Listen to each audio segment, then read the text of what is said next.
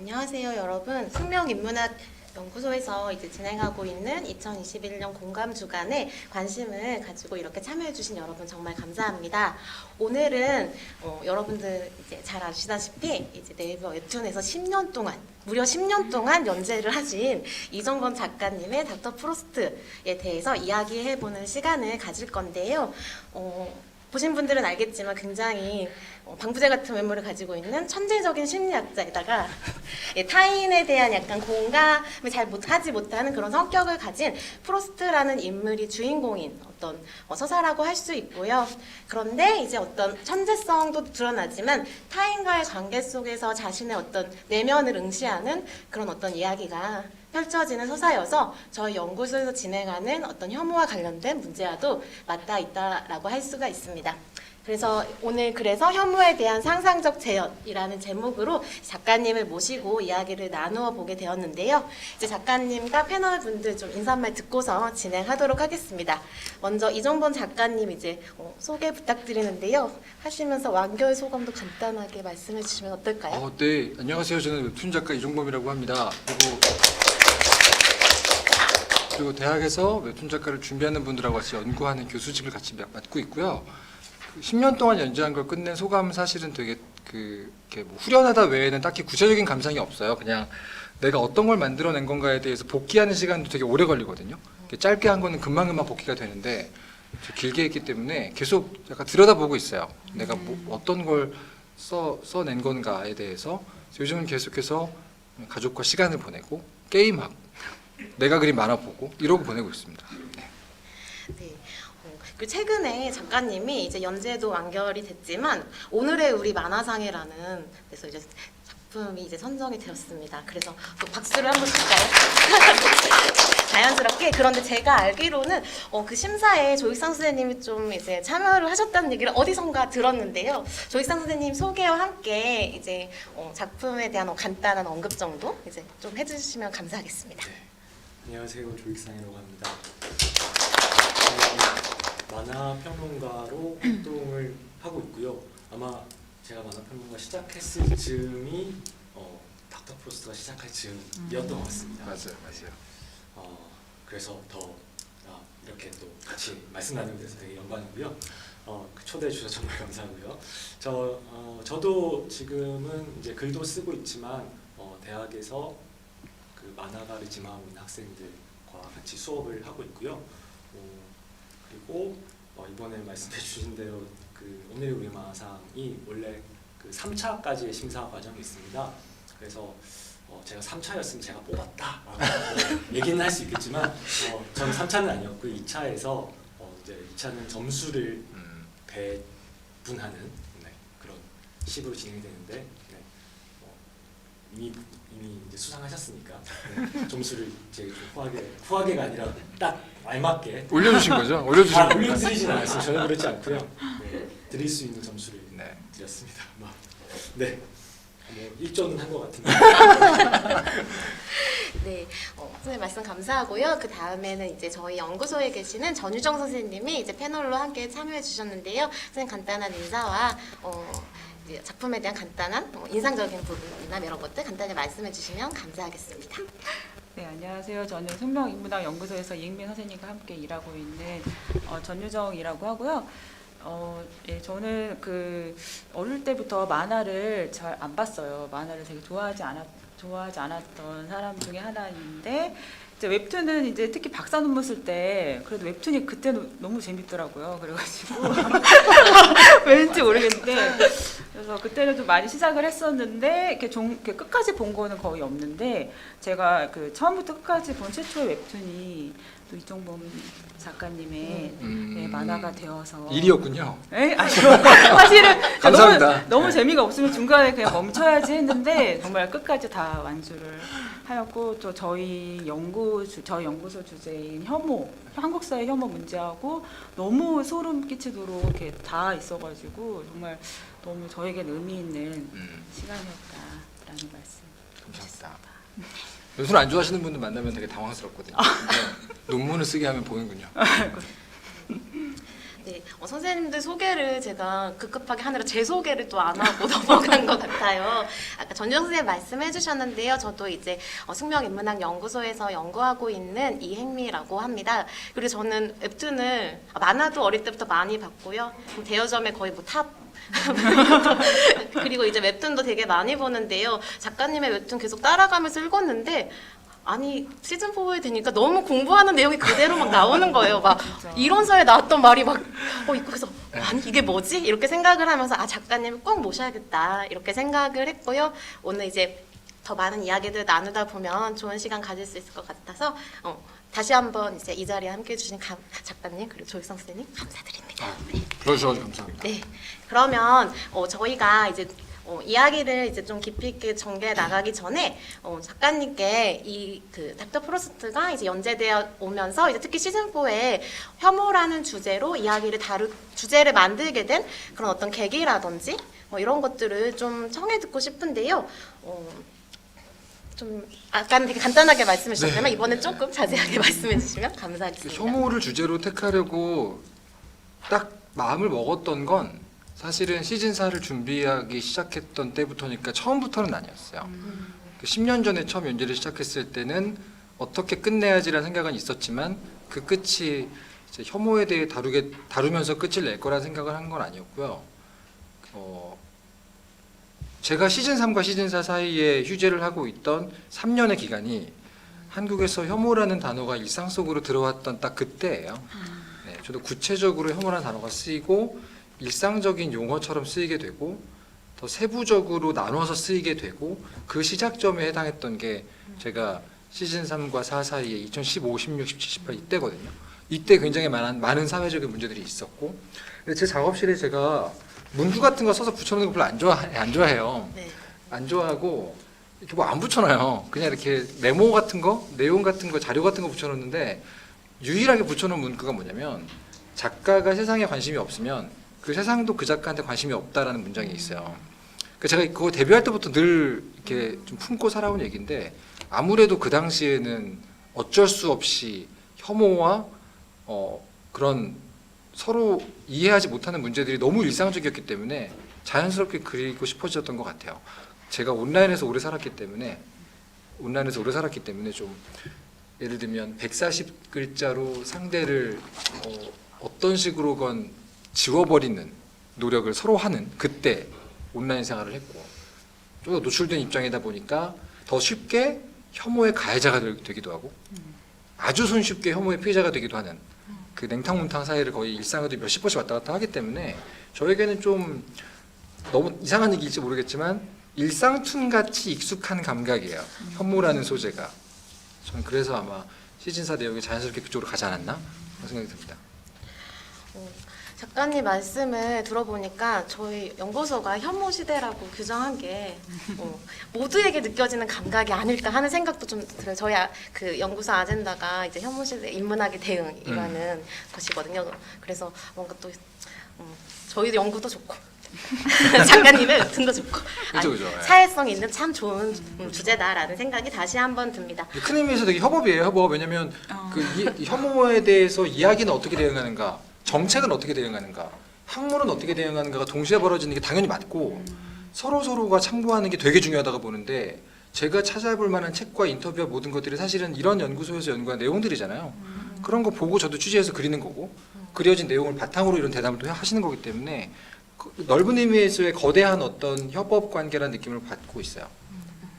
저희도 저 열심히 해야겠다라는 어떤 의지를 고취하게 되는 말씀이기도 한 것 같습니다. 그러면 이제 세부적으로 질문을 좀 더 하나하나 더 이제 자세하게 들어갈 것인데요. 그에 앞서서 이제 유튜브로 참여하고 계시는 청중분들도 유튜브 채팅창에 질문을 남겨주시면 이제 나중에 이제 제가 이제 흐름을 보면서 이제 작가님께 또 여쭤보려고 하니까요. 여러분들 궁금한 점 있으면 망설이지 말고 이제 남겨주시면 감사하겠습니다. 그 다음에는 이제 작가님이 혐오라는 주제를 이제 어떻게 이제 선택하게 되었다, 이렇게 다루게 되었다라는 말씀을 좀 해주시긴 했는데요. 그 주제를 이제 어떤 작품의 서사로 구체화하는 과정에서 생겨났던 그런 고민들을 좀 같이 얘기해 보면 좋을 것 같다라는 생각이 듭니다. 네. 네, 그래서 이제 아까 작가님이 이제 혐오를 이제 시즌 4로 하게 된 이유에 대해서 이제 말씀해 주셨기 때문에 이제는 이제 그 구체적으로 들어가려고 하는데요. 이번에 이제 저희가 이제 준비를 하면서 이제 시즌 1부터 시즌 4를 이제 찬찬히 살펴보다 보니까 뭔가 그래도 되게 자연스럽게 흘러가는 느낌을 받았어요. 그런 점들과 관련돼서도 이야기를 해볼 수 있는 것 같아요. 네, 그래서 네, 뭔가 이제 한국 사회의 현지성을 반영하고 있기도 하지만 시즌 1에서 4의 어떤 흐름 속에서 혐오라는 의미가 또 어떻게 이야기되고 있는가라는 질문인데요. 좀 더 이제 제가 읽었던 생각을 말씀드리자면 저는 약간 시즌 계속 거울의 이미지가 반복해서 나와서 첫 번 그 시즌 1이랑 이제 2는 이제 타인의 욕망을 욕망하는 사람들도 많이 나오기도 하고 그래서 타인의 얼굴을 바라보는 어떤 그 액자 같은 이제 거울 이런 이미지들이 많이 나타났다고 생각이 들었고요. 그 다음에 이제 시즌 이제 그 프로스트가 이제 자신의 내면을 직시하게 되는 것은 나의 이제 어떤 거울을 보는 나의 얼굴을 보는 것이고 시즌 4에 이르러서는 집단적인 감정으로서 어떤 혐오가 표출이 되면서 어떤 집단 전체의 공동체 전체의 거울을 응시하는 것이 또 중요하다라는 생각들이 들었거든요. 그래서 그런 생각이 들었는데 작가님은 어떤 시즌 1부터 이제 4까지 어떤 흐름을 좀 염두에 두셨는지 어떤 생각이 드셨는지를 좀 말씀해 네, 주시면 네, 네. 좋겠습니다. 시즌 1, 2, 3, 4의 내용을 지금 돌이켜 보면 다 제가 겪었던 내용을 크게 도망냈던 게 아닌가라는 생각이 들어요. 그러니까 제 독자들은 제 만화의 줄거리를 보통 블로그에 뭐라고 요약을 하냐면 감정이 없는 천재 심리학자의 상담기로 이렇게 얘기를 해요. 뭐 주인공이 잘생겼다 이런 얘기 하고. 근데 제가 정리한 제 만화의 줄거리는 자신에 대해 이해하고 싶은 사람이 그걸 이해해가는 과정이라고 쓰거든요. 근데 제가 저에 대해서 이해하고 싶었던 게 되게 중요했기 때문에 그걸 쓰게 된 것 같아요. 20대 시절 내내 저는 계속 그 생각을 했거든요. 뭐 친구랑 싸우면 내가 지금 왜 화가 난 거지? 라고 나에 대해 좀 관찰을 해본다거나 너무 뭐가 하기 싫으면 왜 지금 하기 싫지? 이렇게 좀 저에 대해 많이 봤어요. 처음에는 왠지 모르지만 이제 알게 되면 알게 될수록 많은 게 편해지는 걸 알고 자기를 이해하는 게 되게 중요하구나라는 걸 20대부터 엄청 생각을 했단 말이에요. 근데 그 과정을 가만히 이제 기록을 한 걸 보니까 처음에는 문제로 들어가요. 내가 뭐 때문에 힘들다. 뭐 때문에 뭐 일상이 안 된다. 그 내용이 시즌 1, 2예요. 사실은. 많은 사람들의 문제를 다루고 있잖아요. 네. 근데 그러다 보면 정말 보고 싶지 않은 저의 나약한 면이나 저의 되게 추한 면들 보통 사람들 같으면 내가 미워하는 내 모습이 보일 것 같으면 거울보다 보일 것 같으면 이게 외면하거든요. 안 보기 되게 쉬워요. 근데 그거를 여러 가지 이유로 뚫어지게 똑바로 봐야만 하는 경험을 했고 예를 들면 이제 인터넷에서 많은 분들에게 공격을 받는다거나 아니면 내가 원치 않는 가해자의 어떤 행동을 했을 때 그런 것들을 경험하면서 내가 나를 너무 미워하게 되는 과정이 있었단 말이죠. 그게 그대로 시즌 3의 내용이에요. 그걸 인정하게 되고 부정했다가 도망갔다가 결국은 돌아오고 이 얘기를 그대로 고스란히 담은 게 시즌 3인데 그렇게 해서 어느 정도 나 자신에 대해서 조금 예전보다는 자세히 이해하게 되면 그때는 조금 더 여유를 가지고 주변을 보게 되는 것 같아요. 내 문제가 어느 정도 해결이 되고 나면 왜 그렇게 됐을까라는 생각이라거나 혹은 나랑 비슷한 행동을 하고 있거나 뭐 그런 사람들을 만나면 그 주변을 둘러보게 되거든요. 이제 취재할 때 많이 배운 건데 전쟁터에서 서로 총을 들고 대치할 때 어떤 곳에 움직임이 보이면 그 옆을 보라 그래요. 총으로 쏘는 군인들에게 말하는 방법들이에요. 어떤 문제를 보면 그 주변을 보게 되는 어떤 습성이 생겨요. 작가들이 취재를 하다 보면. 근데 그 당시에 제가 했던 혐오, 내가 받은 혐오, 아니면 내가 제일 소중히 생각하는 뭐 아내나 가족들이 받은 혐오들을 일상처럼 접하다 보면 그 주변을 되게 많이 보게 되고 그러다 보면 자연스럽게 이런 게 아닌가? 이래서 그런 게 아닐까라는 가설들이 모이게 되는데 그걸 그냥 만화로 그린 거예요. 그게 시즌 4의 내용이 된 거고 그렇게 했더니 어떤 사람들은 예언적이다라고 말하기도 하고 어떤 사람들은 뭐 이걸 10년 전에 썼다니 정말 뭐 이건 정말 예언이다라고 말하는 사람도 있지만 그냥 실시간으로 계속해서 제가 저에 대해서 이해하기 위해 걸었던 과정들을 크게 토막쳐서 그렸던 것 같고 다시 말하면 시즌 4의 혐오를 둘러싸고 있는 가해자, 피해자와 동조자와 암묵적인 어떤 여러 가지 맥락들이 전부 제 안에 있었던 거고 그거를 관찰하는 과정이라고 할 수 있죠. 어떻게 보면. 제가 드릴 질문까지 어떻게 아시고 또 네. 대답을 해주셔가지고 사실 거기서 지금 예언적이라고 말씀하셨는데 저희가 이제 이 오늘의 그 대담을 준비하면서 조익상 선생님하고 이행민 선생님하고 먼저 얘기를 좀 나눠봤었는데 이제 우리 평론가 선생님께서 그 작가님의 작품의 전개 과정을 관찰, 복귀, 예측이라고 이렇게 정리해 주셔가지고 그거는 후기에 맞아요. 쓰셨다고 그거를 저희한테 알려주셨거든요. 언급해 주셔가지고 되게 반갑더라고요. 그래서 저희가 예측이라는 측면과 또 우리 혐오라는 문제가 되게 잘 맞닿아서 저희가 항상 아까도 말씀드렸지만 너무 놀랐다. 소름 돋았다 이런 얘기 했는데 이제 그런 부분에 대해서도 말씀해 주셨고 그리고 저는 이제 초반 시즌들에서는 선생님께서 이렇게 개인 심리에 대해서 분석을 좀 많이 해주시잖아요. 근데 어쩔 수 없이 좀 다 병리적인 것들을 다루다 보니까 자기 혐오의 문제를 깊게 들어갈 수밖에 없잖아요. 네. 그런데 이제 후반 시즌에서 이제 우리 집단 심리 분석을 하면서 마치 그 우리 한국 사회의 어떤 심리에 대해서 지금 전체적인 부검을 하는 것 같은 이제 그런 생각이 들면서 거기에 혐오의 문제를 너무 정확하게 짚어내시고 있다 이제 이런 생각이 들어서 이 질문을 드리려고 했는데 아 그렇군요. 그래서 근데 되게 먼저 아까 만화에 대한 제가 그린 만화에 대한 얘기를 다양하게 나누긴 하는데 제가 그려낸 소재에 대한 전문가나 학자분들이 그렇게 말씀해 주시는 걸 들은 건 처음이거든요. 되게 좋네요. 뭐 이렇게 엉성하게 그랬다는 생각을 버릴 수 없어요, 사실은. 결국은 만화가들은 내가 제대로 다룬 게 맞는가에 대한 자기 의심을 계속 가져가게 돼요. 어쩔 수 없이. 뭐 이렇게 소방관 얘기를 그린 분들은 소방관들 만나면 항상 작아져요. 내가 혹시 패를 끼치진 않았을까? 그래서 혐오에 대해 연구하는 분들 만나면 당연히 작아져요. 내가 뭐 잘못 쓴 무언가 있겠지만 전반적으로 그렇게 말씀해 주시면 다행이라는 생각이 듭니다. 그럼 덧붙여서 그냥 저의 질문을 더 해보면은 이게 혐오라는 문제가 굉장히 민감하고 시의성과 뗄 수가 없는 부분이고 네. 우리 모두가 윤리적 도덕적으로 완벽할 수가 없기 때문에 놓치고 가는 부분들이 되게 뒤늦게 스스로가 발견하게 되면은 너무 힘들어지는 순간들이 오잖아요. 많죠. 근데 이제 웹툰이라는 장르는 특히 그 처음부터 끝까지 완결된 상태로 그걸 세상에 내놓는 것이 아니라 그러니까 매번 그 연재 주기도 되게 짧고 네. 독자들의 반응도 이렇게 수용하셔야 되고 이런 상황이기 때문에 이제 전체적인 어떤 정치적 올바름의 문제, 뭐 윤리적인 감수성의 문제 이런 것들을 좀 포괄적으로 가져가기가 되게 어려울 것 같아요. 어려워요. 네, 그래서 어렵습니다. 이렇게 완결된 시점에서 좀 계속 복귀하면서 좀 후회가 된다거나 수정하고 싶다거나 이런 부분들이 분명히 좀 있지 않을까.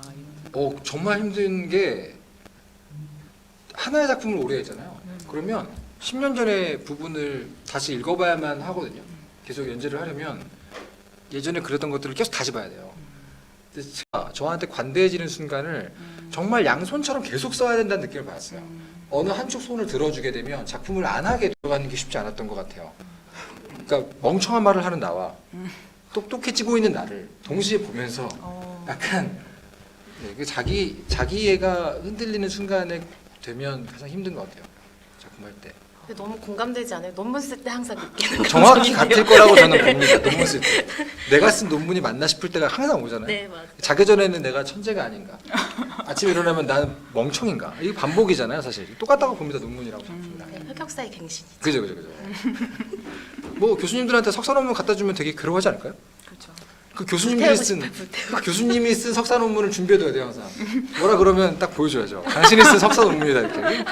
다 같은 결과를 그 과정을 거는 거기 때문에. 네. 저기 시즌 4에서 혐오를 선택하게 되신 과정을 이제 말씀을 해주셨는데 약간 더 조금 구체적으로 여쭤보고 싶은 게 좀 생겼어요. 그러니까 사회, 그러니까 그 시즌 1, 2, 3에서 갈수록 약간 사회를 발견해 나가는 과정이 있었다고 생각을 하거든요. 네. 하는데 그게 이제 좀 구체적으로 확실하게 드러났던 계기는 세월호 유가족을 떠올리게 만든 세월호 생존자를 떠올리게 만드는 그쵸. 그 소년 PTSD를 앓고 있는 그 소년의 형상에서부터 조금 시작이 된 것 같긴 합니다만 네네네. 네.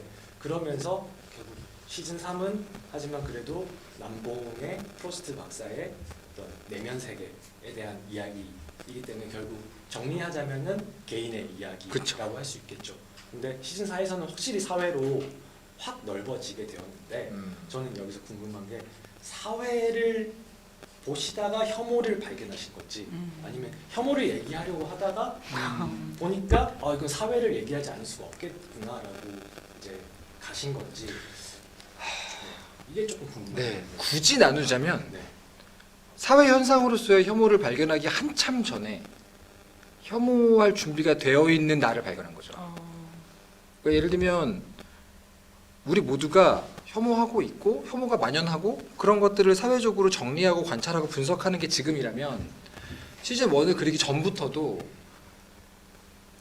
저에 대해서 계속 보다 보니까 드러난 것들이 있거든요. 예를 들면 저는 이제 제 아내가 되게 도움 많이 줘요. 제 아내를 저는 개인적으로는 이제 잠수함의 토끼 같은, 잠수함의 토끼 뭔지 아시죠? 잠수함 안에 토끼가 항상 있어요. 그래서 그 산소량이 적어지면 제일 먼저 토끼가 반응을 하거든요. 탄광 속의 카나리아 같은 제일 먼저 신호를 주는 어떤 존재들이 있어요. 그거를 되게 그 부정적으로 말하는 사람들은 프로불편러라고 불러요. 저는 그 표현을 굉장히 싫어하지만 그 말도 이해는 가요. 왜냐면 자기는 괜찮은데 저 사람은 되게 민감하고 예민하게 받아들인다고 생각을 한단 말이죠. 근데 저는 그 사람들이 사회적인 탄광 속의 카나리아 역할이라고 본단 말이에요. 왜냐면 불편한 데는 이유가 있는 거고 나한테 안 불편할 뿐이지 불편함을 주는 이유가 있는 거기 때문에 일종의 사회의 패러미터 역할을 해주는 되게 감사한 분들인데 제 아내가 그런 면이 있어요. 그러다 보니까 제가 그리는 만화, 쓰는 글, 제 평소 언행, 특히 제가 유튜브를 하거나 노출돼서 얘기하는 여러 가지 말들이 있잖아요. 많은 걸 표현하면 많은 부분이 문제가 되거든요. 그럼 제 아내가 항상 얘기를 해줘요. 그런 건 왜 그런 거냐? 어떤 생각이 있는 거냐? 대화를 나눠보면 내가 이제 20대, 30대 내내 했던 작업이죠. 저에 대해서 나는 왜 이러고 있지? 지금 내 상태가 정확히 뭐지? 이라는 그 맥락으로 돌아가서 언제부터 이렇게 생각을 했던 걸까? 언제부터 저 지역, 저 집단, 저 인종, 저 직군을 하나로 뭉뚱그려 생각했을까? 등등등의 것들을 계속 돌아보게 돼요. 근데 저는 그걸 발견하는 게 되게 신기하면서도 신선한 일이었던 게 당연했던 풍경이 문제되는 풍경으로 바뀌는 순간을 인식한다는 건 괴롭기도 하지만 즐겁기도 한 일이에요. 자기애가 부족한 사람에게 너무 괴로운 일이지만 자기가 부족하다는 걸 인정하고 들어가고 나면 꽤 되게 괜찮은 배움의 과정이거든요. 근데 그걸 배우다 보면 야 이거는 내가 너무 못나서 그런 게 아니라 이거 누구라도 이렇게 하겠는데 같은 식의 자기 정신 승리를 하게 됩니다. 합리화죠 어떻게 보면. 근데 그걸 반복하다 보면 어떤 일이 터졌을 때 내가 과거에 걸었던 논리적 과정들을 거기서 발견하게 되고 그걸 다른 데서 또 발견하게 되고 그걸 반복하다 보면 이거는 조만간 사회적 현상으로 무조건 터진다. 그걸 이렇게 응집해서 보여주는 무슨 일이 분명히 벌어질 것 같다는 느낌을 받게 돼요. 그때가 이제 다문화 가정이 늘어날 때였고 그리고 당연하게 이주 노동자들이 우리나라에 어느 시점 이상으로 굉장히 많아졌던 때였고 그래서 그때 얘기했던 거죠. 분명히 이미 진행되고 있는 그 다음을 보자면 외국인이라고 우리가 부르는 사람과 한국 사람 사이에 분명히 어떤 문제가 있을 것이고 세대 간의 갈등은 분명히 이미 있지만 더 심화될 것 같고 그런 생각들을 하게 됐던 것 같아요. 그러니까 저에 대한 관찰이 먼저였던 것 같아요. 정리해보면. 그렇게 이제 작가님 내면 그러니까 사회적인 현상들에 대한 작가님의 반응을 이제 살피시다가 보니까 그렇죠. 혐오라는 문제가 작가님 안에도 있고 사회 안에서도 이제 터져 나오고 있다는 걸 이제 계속 알게 되신 그렇죠. 거라고 좀 이해가 될 것 같습니다. 네네네. 악플러들을 보면 네. 악플러 중에 어떤 특정한 한 사람에 대해 좀 알게 되면 그 사람의 직군이나 그 사람이 주로 활동하는 인터넷 게시판이나 그렇죠. 커뮤니티를 미워하게 돼요. 근데 시간이 좀 흘러서 그 커뮤니티에서 활동하는 저의 굉장히 감사한 팬을 만날 때가 있어요. 그때 내적으로 충돌이 벌어지죠. 그런 일들의 연속이에요. 사실 이 직업이. 그럴 때마다 계속해서 제 인식을 쪼개요. 더 고해상도로 바꿔요. 퉁쳐서 봤던 나를 더 고해상도로 쪼개 나가는 과정을 해야 되고 그게 괴롭기도 하지만 되게 좋기도 해요. 그때 이제 만약에 뭐 누가 나를 약간 혐오를 하는 가해자로 몰아붙여서 얘기를 한다면 반사적으로 방어를 하겠지만 천천히 이루어지게 되면 꽤 좋은 순간들이에요, 사실. 네. 지금 말씀 들어보니까 그 작가님이 이제 그 혐오의 어떤 속도감에 대해서 되게 중요하게 얘기하시는 것 같다는 생각이 들어요. 좀 이렇게 누군가를 알아갈 때도 천천히 그 사람이 어떤 사람인지 하나의 문을 열고 들어가고 해서 알아야 되는데 이 사람은 이런 사람이다. 그러니까 내가 바로 파악해서 바로 이렇게 결론이 나와버리면 자칫 잘못하면 혐오가 되는 것 같고 이제 그런 어떤 빠른 판단 그런 속도감이 이 시즌 4에서 다루고 있는 약간 미디어의 어떤 그런 증폭 그런 것과 관련이 있는 것 같다는 생각이 들어서 네. 아 갑자기 또 시즌 4가 시즌 4를 너무 우리가 좋아하고 있습니다. 이렇게 열심히 봐주신 독자분들이 과연 있을까? 대학원에 있다는 게 놀랍네요.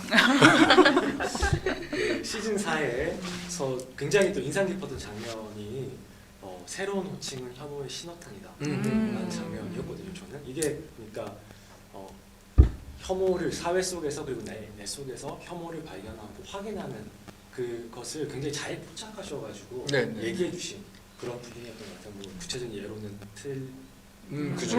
마음, 충으로 끝나는 그런 단어들 되게 많잖아요.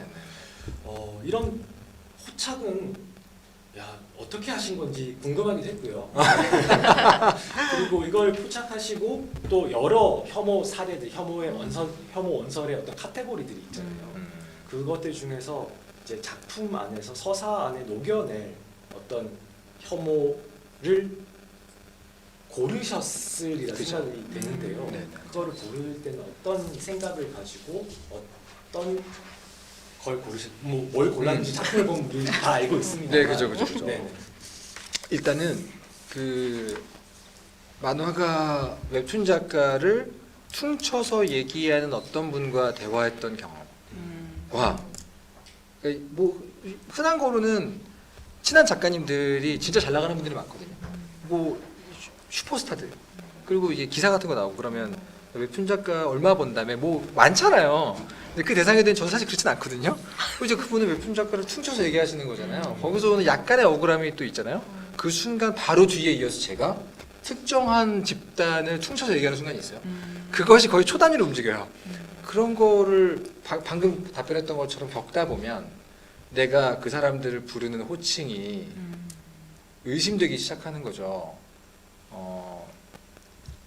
예를 들면 근데 호칭이 혐오의 신호탄이다라는 말은 아이러니하게도 반대 논리에서 많이 배운 것도 있어요. 특정한 어떤 그 사상적인 토대를 만드시는 분들이 언어를 획득하고 싶어서 노력을 많이 하잖아요. 그죠? 언어가 필요하다는 얘기를 많이 하잖아요. 어떤 이즘들은 언제나 자기들을 내 언어를 만들고 싶어하고 그 언어 세트를 어떻게든 준비하려고 합니다. 그게 가장 큰 무기가 되고 방어구가 되기 때문에.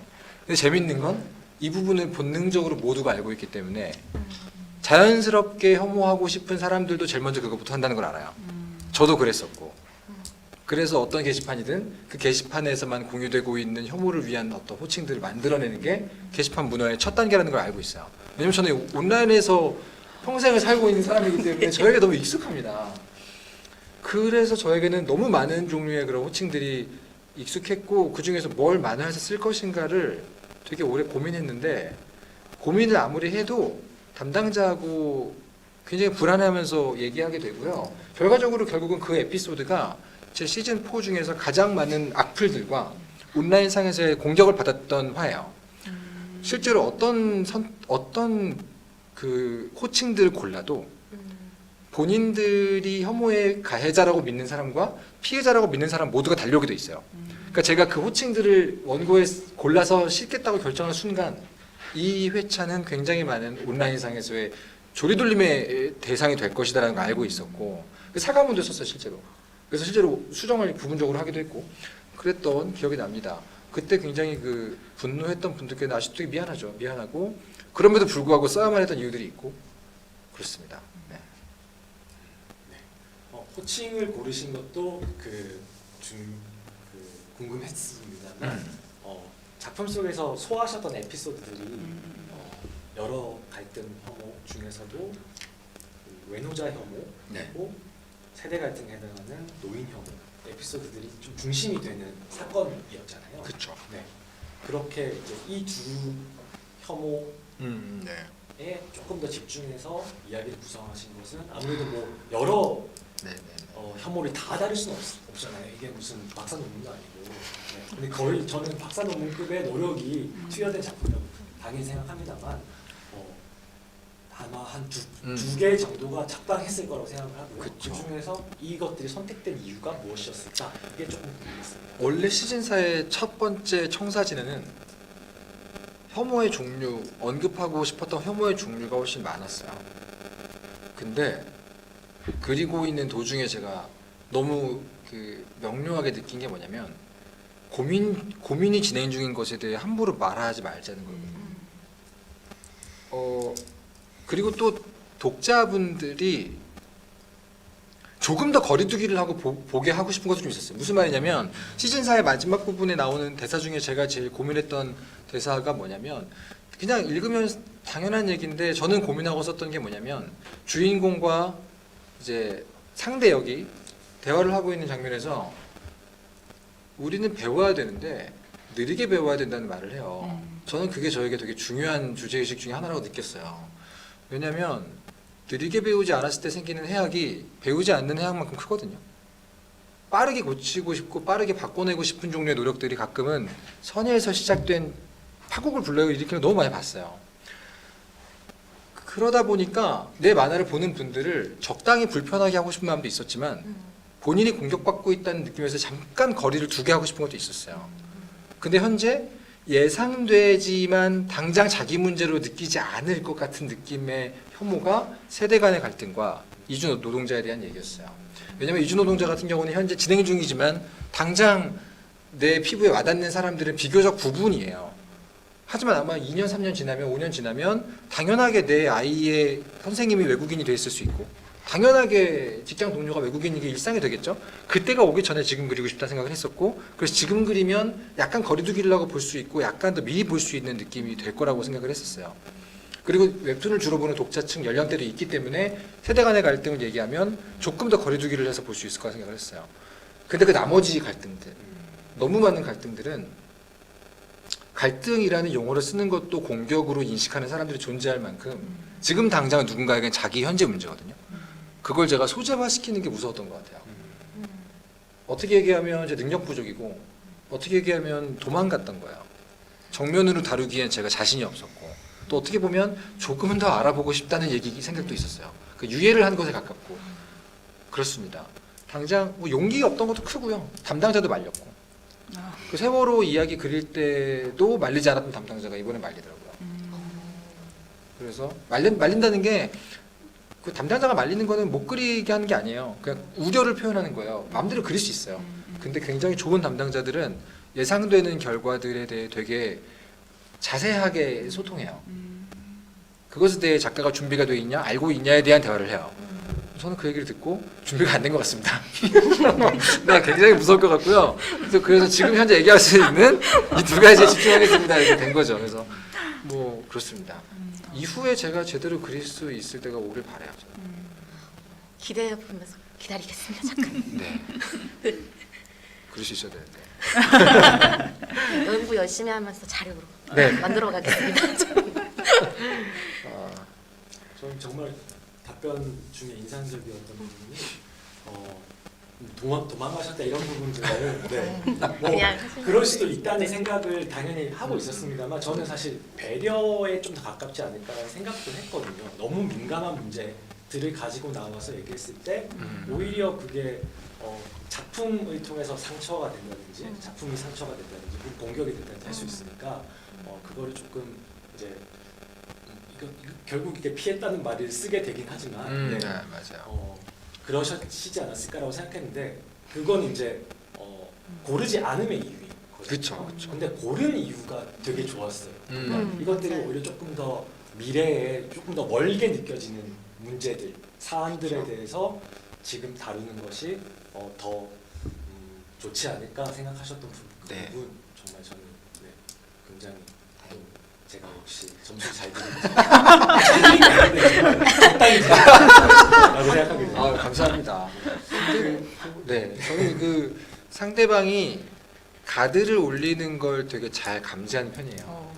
어렸을 때부터 이사를 되게 많이 다녀서 전학을 엄청 많이 다녀가지고 초등학교를 5개를 다녔거든요.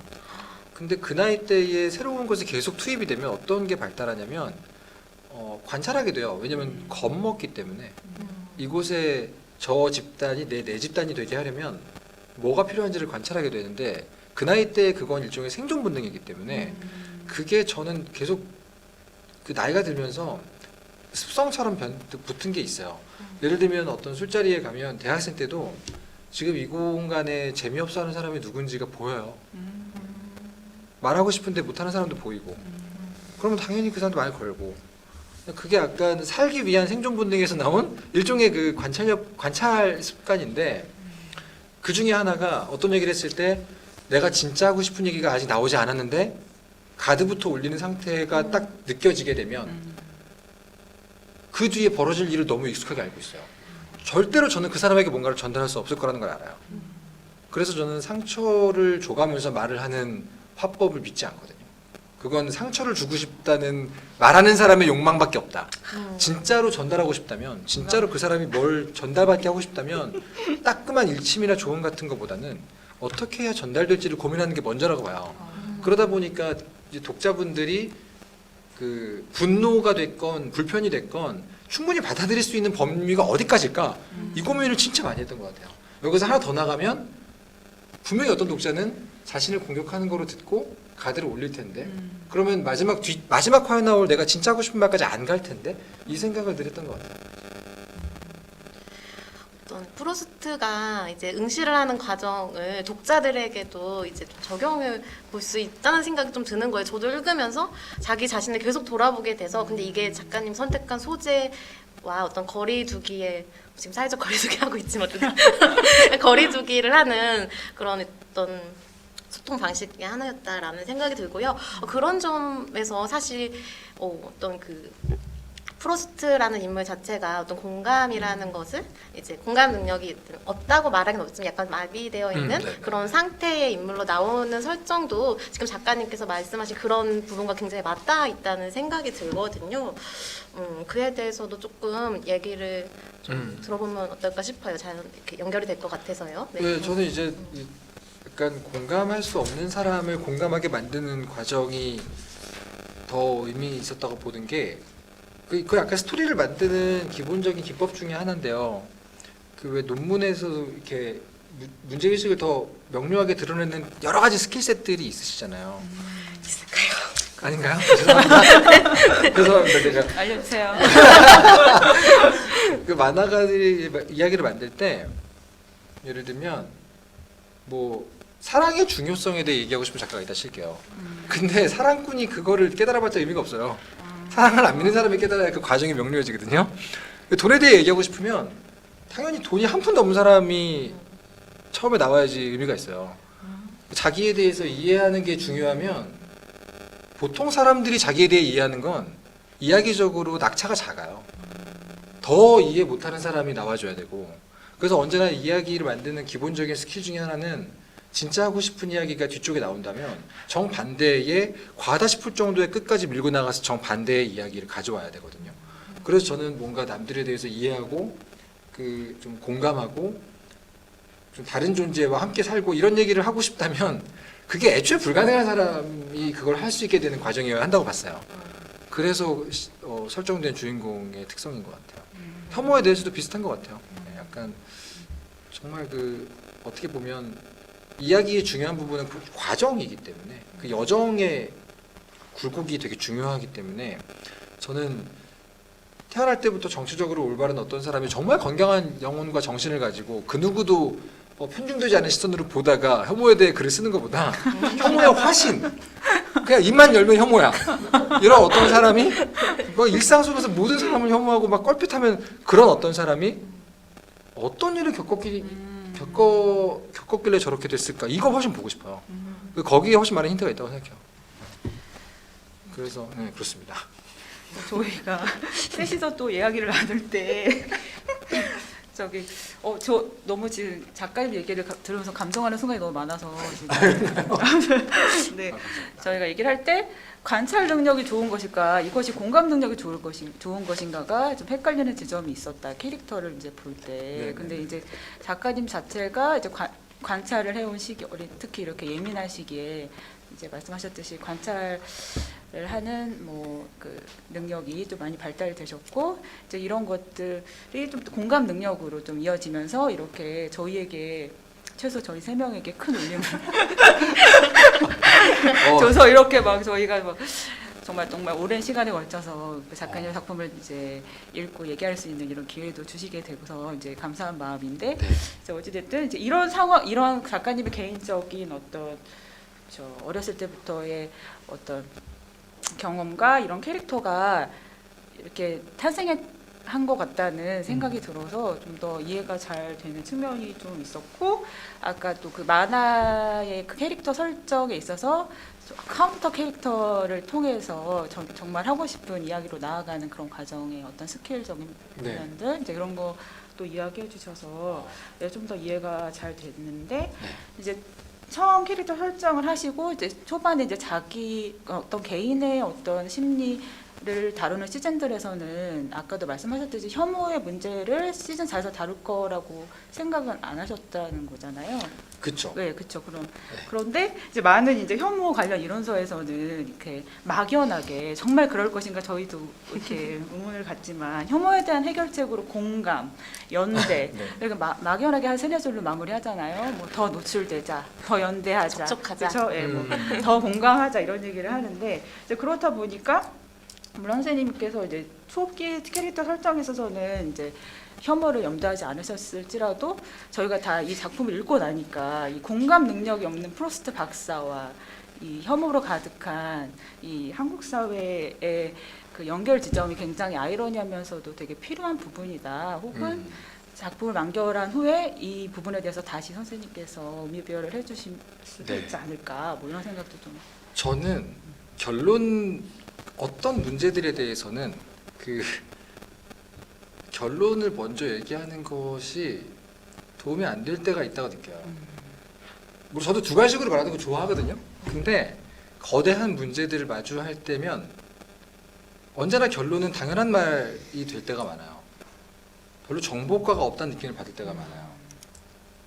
인간의 본능에 두려움이 있고 그 두려움은 보통 나하고 다른 존재나 미지 존재를 볼 때 발동되고 그래서 그 사람들을 타자화해서 안심을 하고 그게 좀 더 집단으로 이루어져서 폭력이 되고 이 모든 것들이 자연스럽게 벌어지는 상황이라고 우리가 이해한다면 거대한 문제인 거잖아요. 자연스러운 문제는 거대한 문제라고 저는 보거든요. 근데 그런 문제를 얘기할 때는 연대와 공감을 얘기하는 사람이 한쪽에 되게 중요하게 존재하지만 제가 할 수 있고 하고 싶은 일은 바로 앞에 있는 문제부터 얘기하는 것도 필요하다고 보거든요. 왜냐하면 거대한 문제는 우리에게 무력감을 주잖아요. 막연하면 무력감을 가져오니까. 그래서 한참 논의하다가 먼 미래의 후손들에게 넘긴다 얘들아 이러면서 공감과 연대를 부르짖고 끝내는 것 같은 느낌이 확 받아요. 물론 그게 어쩔 수 없으니까 그런 것도 아는데 동시에 어떤 사람들은 지금 당장 바로 코앞에 있어서 내 손이 닿는 지점부터 시작하는 분들도 있단 말이죠. 그게 일종의 협업관계라고 좀 봐요. 학술적으로 연구하는 분들은 이렇게 한다면 이야기를 만들거나 운동가라거나 아니면 뭐 동네 아파트 주민 대표 같은 사람들 뭐 누가 됐건 그런 사람들은 그 반대쪽 측면에서 또 시작하는 것도 있을 수 있다고 보고 그래서 저는 거울을 택한 거죠. 이게 우리입니다. 혐오하고요 우리도. 그리고 혐오에 대해서 열심히 운동하고 있는 저 운동가도 혐오하고 있고 놔두면 하게 되고 그 얘기를 하고 싶었던 것 같고 그렇죠. 거울을 그래서 선택한 것도 있는 것 같아요. 계속 보여주는 거죠. 이게 놉니다. 근데 물론 그 뒤에 꼭 한마디 붙여야죠. 이게 넌데 괜찮습니다. 이게 너니까 문제야 이게 아니라 이게 넌데 괜찮습니다가 되게 중요한 것 같아요 저는. 왜냐면 지금 현재의 제가 느끼는 세상은 분명히 좋은 방향으로 가는 것 같지만 동시에 또 좋아지기 위해서는 문제를 드러내야 되잖아요. 근데 그 문제는 어떤 사람들이에요. 그럼 그걸로 지목받은 사람들은 자기 자신에 대해서 파악하고 이해하고 바꾸기 이전에 낙인이 찍혀요. 그러니까 성찰하고 변화될 기회를 어떤 기회를 얻기 전에 그런 생각도 많이 해요. 그래서 이렇게 거울을 보여준 뒤에는 괜찮다는 뉘앙스를 되게 주고 싶었던 것 같아요. 그 거울의 이미지와 유사하게 이제 활용되는 다른 이미지가 그림자잖아요. 빛의 반사이고 빛이 또 어떻게 되는 건지 제가 과학을 잘 몰라가지고 빛에 의해서 그림자가 생겨나는 그래서 빛의 영역이죠. 네. 그것이 비슷하게 활용된 지점도 있고 네. 또 조금 다르게 활용되는 지점도 있긴 합니다만 어쨌든 그 거울과 그림자 모두 성찰성에 대한 어떤 메타포라고 네. 또 생각이 되는데요. 그러면서 자신의 그림자를 직시하며 걸어간다라는 이 구절이 되게 여러 번 상기되기도 하고 굉장히 중요한 이제 말인데요. 그걸 볼 때 이 시즌 4를 관통하는 그리고 어쩌면 전체 시즌 관통하는 메시지 중에 하나는 이제 혐오와 관련하자면은 혐오로 나아가지 않기 위한 혹은 혐오가 일어나는 순간조차도 이 시대조차도 어쩌면 성찰성이야말로 해결책이 아닐까라고 하는 메시지를 던지시는 것 같이 느꼈거든요. 저는 그게 이제 서사적인 어떤 해답이라고 물론 그게 작가님의 해답이라는 건 네. 아닐 수 있습니다만 서사적인 해답으로는 제시가 된 것 같습니다만 그것에 대해 조금 더 말씀해 주실 수 있을까요? 맞는 것 같아요. 제가 생각하는 지금 단계에서의 제가 정리해 놓은 잠정적인 저의 결론. 계속 지금 또 도망가고 있죠. 나중에 바뀔 수도 있지만 지금 현재 제가 정리해 놓은 생각은 성찰이라는 단어는 너무 무게감이 느껴져서 제가 일부러 안 쓰고는 있지만 그냥 자기를 이해하는 것, 메타인지, 자기 객관화, 자기 관찰, 성찰 이게 다 같은 맥락에 있잖아요. 자기 자신을 한번 이렇게 들여다보면서 내 스위치가 어디 달려 있나, 나의 혐오 스위치는 어디 달려 있나, 나의 분노 스위치도 있고 여러 가지가 있잖아요. 스위치 눌린다는 말 많이 하잖아요. 버튼 눌린다는 말. 근데 그게 어디 있는지 잘 모르거든요. 근데 그걸 이해하는 게 되게 중요하다는 느낌 많이 받아요. 그래서 근데 그걸 이해하는 과정 중에는 여기가 나의 진짜 꼴보기 싫은 구멍이구나도 포함되어 있고 그게 그림자에 해당하는 것 같고요. 근데 그걸 계속 보고 있지 않으면 문제가 되잖아요. 그래서 한 얘기 같아요. 저는 되게 공감합니다. 저에게 그게 중요한 것 같아요. 나에 대해 보는 거. 저도 읽으면서 그러니까 조성 선생님 말씀하신 것처럼 다 읽고 나니까 성찰성이 혐오를 이기는 데 이제 어떤 가장 중요한 방법이 아닌가라는 생각이 들면서 공감도 되게 중요한데 이제 문성현의 서사를 읽다 보면 공감이 자칫 잘못하면 이제 타인을 장악할 수 있는 나는 너를 다 알아. 나는 너의 모든 것을 느낄 수 있어. 해서 자칫 잘못하면 폭력으로 나갈 수 있는 그쵸. 그런 뭐가 그려져 있어서 되게 인상적이었거든요. 그 나아가는 그 어떤 단계, 계기 이런 네. 거에 대해서 고민하신 부분 있으면 좀 듣고 싶습니다. 네, 문성현과 프로스트는 공감과 비공감, 무공감의 어떤 대척점이기도 하지만 대칭성이기도 하지만 사실은 더 제가 중시해서 그렸던 부분은 어떤 대칭이냐면 자기 의심과 자기 확신의 대칭이에요, 사실. 그냥 주인공이 자기에 대해 모르기 때문에 자기를 의심하는 게 자연스럽고 그게 주제가 됐다면 지금 제가 혐오를 비롯한 여러 가지 심리적인 문제들, 사회적인 문제들을 계속 봤을 때 느낀 정반대 위치에는 자기 확신이 있다고 느꼈거든요. 근데 그 자기 확신을 가지고 있는 인물을 만드는 과정에서 문성현의 정반대되는 대칭성을 부여하다 보니까 타고난 천재적 공감 능력이라고 설정을 했던 것 같아요. 근데 그렇게 해놓고 나서 이야기를 만들었더니 묘하게 대위선율처럼 맞아들어가는 게 생기더라고요. 예를 들면 자연스럽게 그렇게 세팅해 놨더니 주변에 사람이 있고 없고의 대칭성도 생기게 되고 훌륭한 멘토의 역할과 부재라는 대칭성도 생기게 되고 그리고 세상으로부터 케어받은 사람과 세상에게서 배신당한 사람의 대칭성도 다 모이게 되더라고요. 그래서 약간 자연스럽게 그런 설정이 된 것 같아요. 거기에서 중요한 건 공감이 있는 사람이 혐오를 한다라는 부분에 포커스를 맞추는 거는 제가 의도하는 건 아닌 것 같아요. 공감은 그냥 그 사람의 특성일 뿐이고 공감이 있건 없건 자기 확신이 더 위험하다는 생각을 했어요. 네. 맞아. 그런 의미에서 이렇게 계속 반복됐던 어떤 문구였는데 이제 혐오에 대해서 정의하시는 부분 중에 이렇게 두려움이 나는 분노, 네. 그 다음에 자기 의심이 없는 정의감, 네. 네, 이런 그 문구, 그 그두 정의가 개. 되게 와닿았는데 그 측면에서 지금 하신 말씀이랑 그 두 문구를 만들기 전에는 시즌 4 스토리를 아예 시작을 못했어요. 음. 그 두 문구가 딱 정리가 되고 나서 모든 스토리 다 쓰기 시작했던 것 같아요. 2년 반, 3년 전에 그 두 개를 가지고 계속 고민을 했거든요. 뭐가 우리를 그렇게 만들지? 뭐가 우리를 타자화하게 만들지? 이런 걸 계속 고민해봤는데 두려움도 아니고 분노도 아니고 뭘까를 고민했던 시간이 몇 년이 있었구나. 그런 것 같습니다. 그리고 저를 욕했던 사람들은 왜 그렇게 자기가 옳다고 믿는 거지? 이러고 생각하다가 자기 확신 문제구나 이렇게 정리했던 것 같아요. 아니, 그게 작가님이 정리하신 정식인 거네요. 저는 이게 어떤 학자들의 이야기를 다 이제 그 논문이라든지 이런 것들 다 조사한 다음에 거기서 뽑아낸 거라고 생각했는데 작가님이 정말 두려움이 만든 분노는 근데 어딘가 분명히 어떤 학자분들이 정리하지 않았을까요? 근데 저는 이제 그 문장은 제가 혼자서 좀 고민을 오래 하다가 정리한 문구고 네. 근데 분명히 있을 겁니다. 저 오리지널이 아닐 겁니다. 아니, 저는 심리학 개론에 나오는 그런 말인 줄 알았어요. 전혀 나오지 않습니다. 심리학 개론, 뇌의 구조를 이해하기 좋지만 이런 건 나오지 않습니다.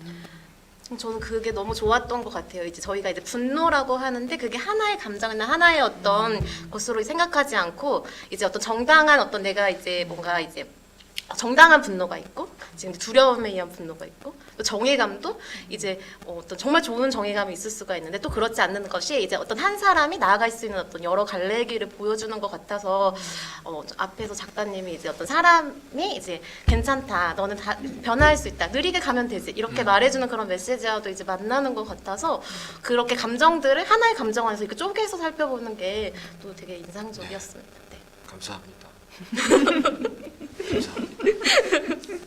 부끄럽네요. 이제 보통 이제 서로 되게 이렇게 까면서 얘기하는 대담을 많이 하다 보니까 품격 있는 곳에서 서로 이렇게 위해주는군요. 굉장히 좋은 것 같습니다. 일부러 그러는 건 아니에요. 아 그렇군요.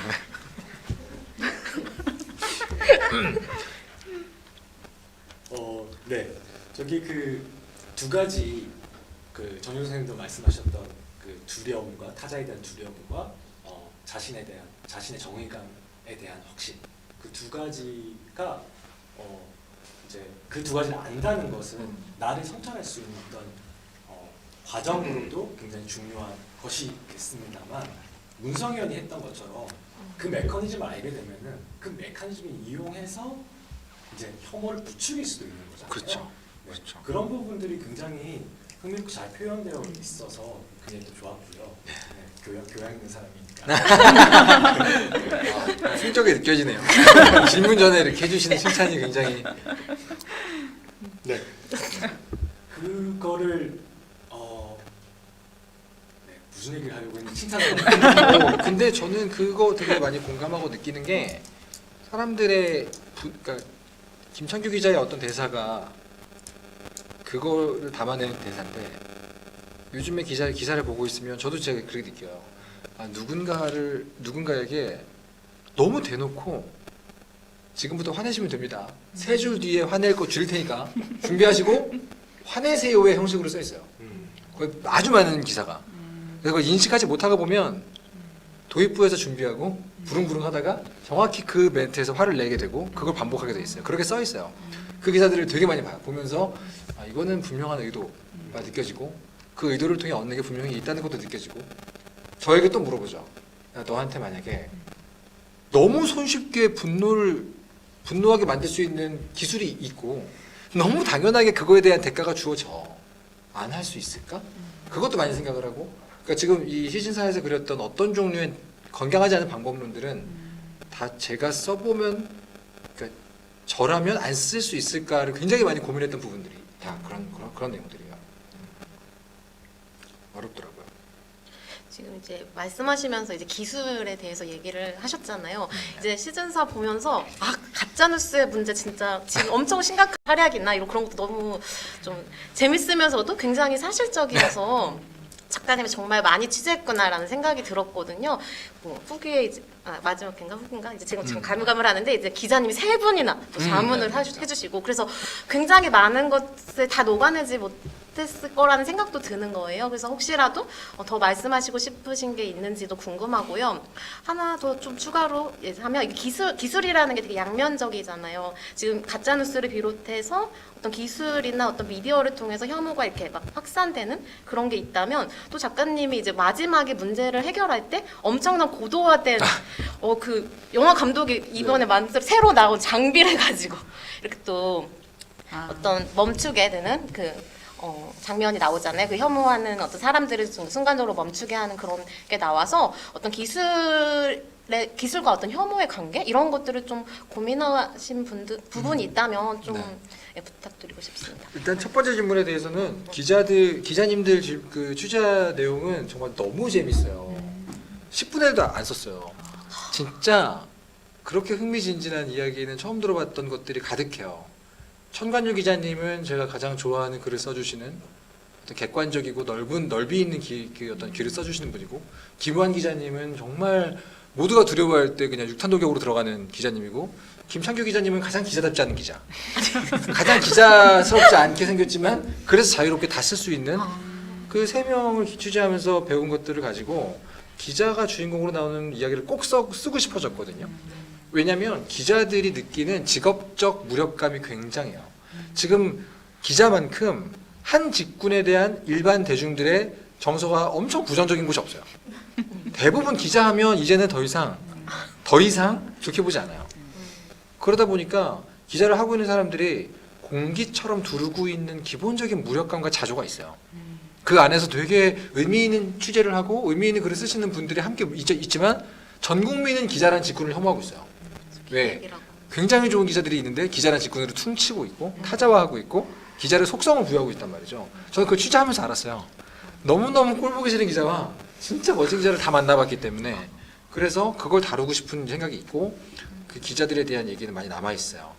네, 그래서 이번에 캐릭터도 전형성을 다 빼고 그린 캐릭터였어요.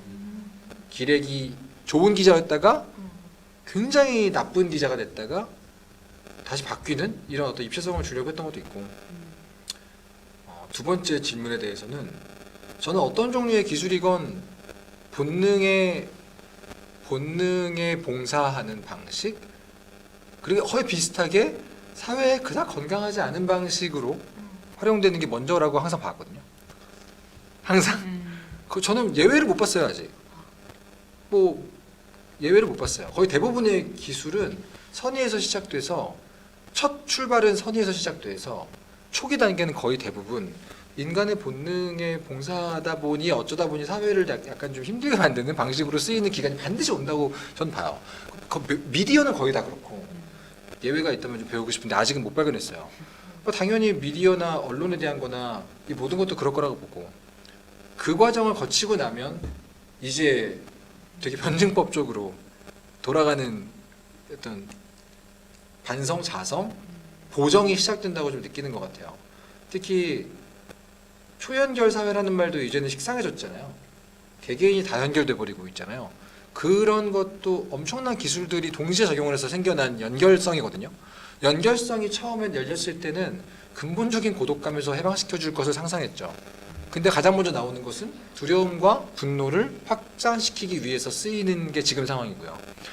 저는 그 다음 단계로 자연스럽게 가면 이런 종류의 문제의식 공유가 될 거라고 보고, 그 다음 단계가 이제 저는 끝없는 어떤 변증법적 투쟁의 반복이 될 거라고 예상하고 있는데, 그래서 기술이 좋게 쓰이냐 나쁘게 쓰이냐는 말은 되게 국제적인 말이라고 봐요. 저는 기술은 그냥 기술이죠. 그걸 쓰는 사람이 애면 위험한 거고 어른이면 다행인 거고, 네, 총 애한테 주면 뭐 큰일 나잖아요. 똑같다고 보거든요. 그래서 저는 거기서 그 기술을 쓰고 있는 기본적인 사람들에 대해서 집중을 하고 싶은데, 그래서 요즘 제가 관심 많이 갖고 있는 게 그 문해력인데요. 예, 미디어 리터러시를 굉장히 많이 보고 있고, 특히 디지털 미디어 리터러시를 굉장히 많이 보고 있어요. 여기에서의 문해력은 기존에 우리가 책을 많이 보고 뭐 기사를 많이 읽어서 문해력이 좋아진다는 개념보다 훨씬 넓어요. 어떤 커뮤니티의 기본 정서를 꿰뚫는 능력, 특정 게시판과 커뮤니티를 점유하고 있는 아젠다에 대한 감수성부터 시작해서 정말 많은 걸 포함하고 있는데, 지금 아이들에게는 그게 일상이에요. 게임에서 특정한 서버에 들어가면 이 서버 느낌 어떻구나 알고요. 특정 동호회에 들어가서 게임방 열면 아 여기 있는 사람들은 어떻구나 다 알아요. 그래서 어디에 줄을 서야 할지 뭘 하면 안 될지 다 알아요. 그래서 욕 안 하는 사람들도 이 방에 있어야 게임 레벨이 오르기 좋은데 이 방은 욕하는 곳이야. 그러면 갑자기 욕을 해요. 그건 너무 기본적인 리터러시가 있기 때문이거든요. 그런 디지털 미디어 리터러시에 되게 많이 관심 갖고 있어요. 그게 오히려 초연결을 이용한 뭐 거짓 뉴스의 확산이나 이런 문제에 대해 국지적으로 접근하는 것보다 훨씬 더 중요하다고 보고 있고 그게 약간 이제 이 다음에 올 세대들의 기본적인 정서가 될 거야. 아마 제가 보기에는. 다음번에 또 자리를 마련해서 디지털 미디어 리터러시에 대해서 들어야 되겠다. 그때는 제가 청자로 공부를 하고 있기 때문에 저도. 작가님, 아니 그 지금 계속 대담이 진행되고 있는데 질문을 좀 해주셔서 작가님 네네. 말씀에 대해서 좀 드려보고 싶은데요. 이제 만화를 만드는 동기 중에 이제 아까 작가님이 사회 그리고 작가님 자신이 주요하다 뭐 이런 어떤 사회에 대한 얘기를 해줬는데 하나에 치우치지 않는 방법은 무엇인지 이런 질문을 해주셨어요. 그러니까 사회와 저 자신이 되게 중요하다고 생각하는데 그 둘 중에 하나에 치우치지 않는 방법을 물어보신 것 같은데 네네. 저는 치우치는 것 같아요. 이 질문하신 분께 말씀을 드리자면 치우치게 되는 것 같고요. 사회에 관심을 많이 가져서 사회를 많이 관찰하는 사람은 거기에 더 관심이 많은 거잖아요. 자기 자신보다. 자기 자신에 대해 계속 파고드는 사람은 세상이 어떻게 돌아가는지보다는 내 문제가 더 관심이 있는 거잖아요. 그거는 그 되게 좋은 출발이라고 보거든요.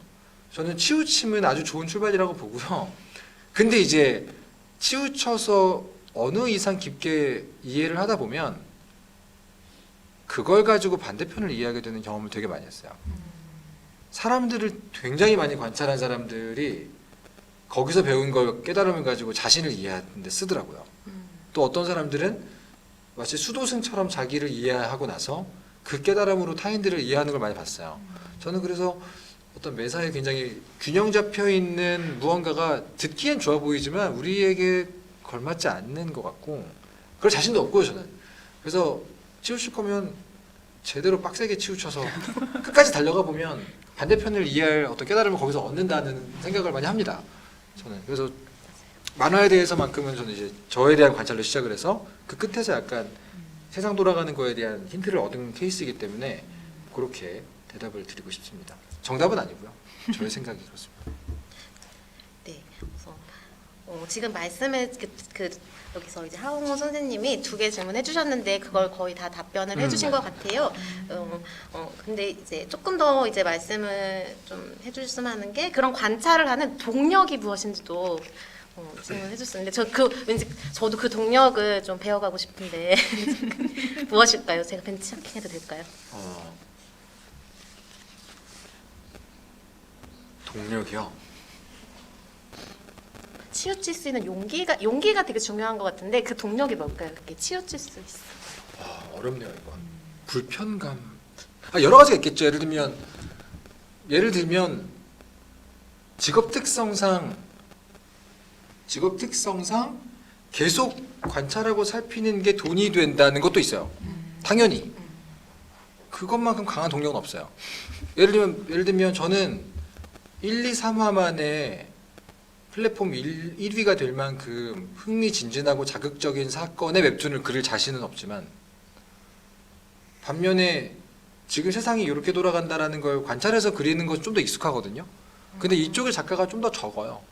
그래서 이게 저에겐 직업적인 필요도 있고 직업적인 무기이기도 합니다. 근데 이 동력은 근본적인 동력은 아닌 것 같아요. 왜냐면 제가 웹툰 작가 안 했어도 이걸 할 것 같거든요.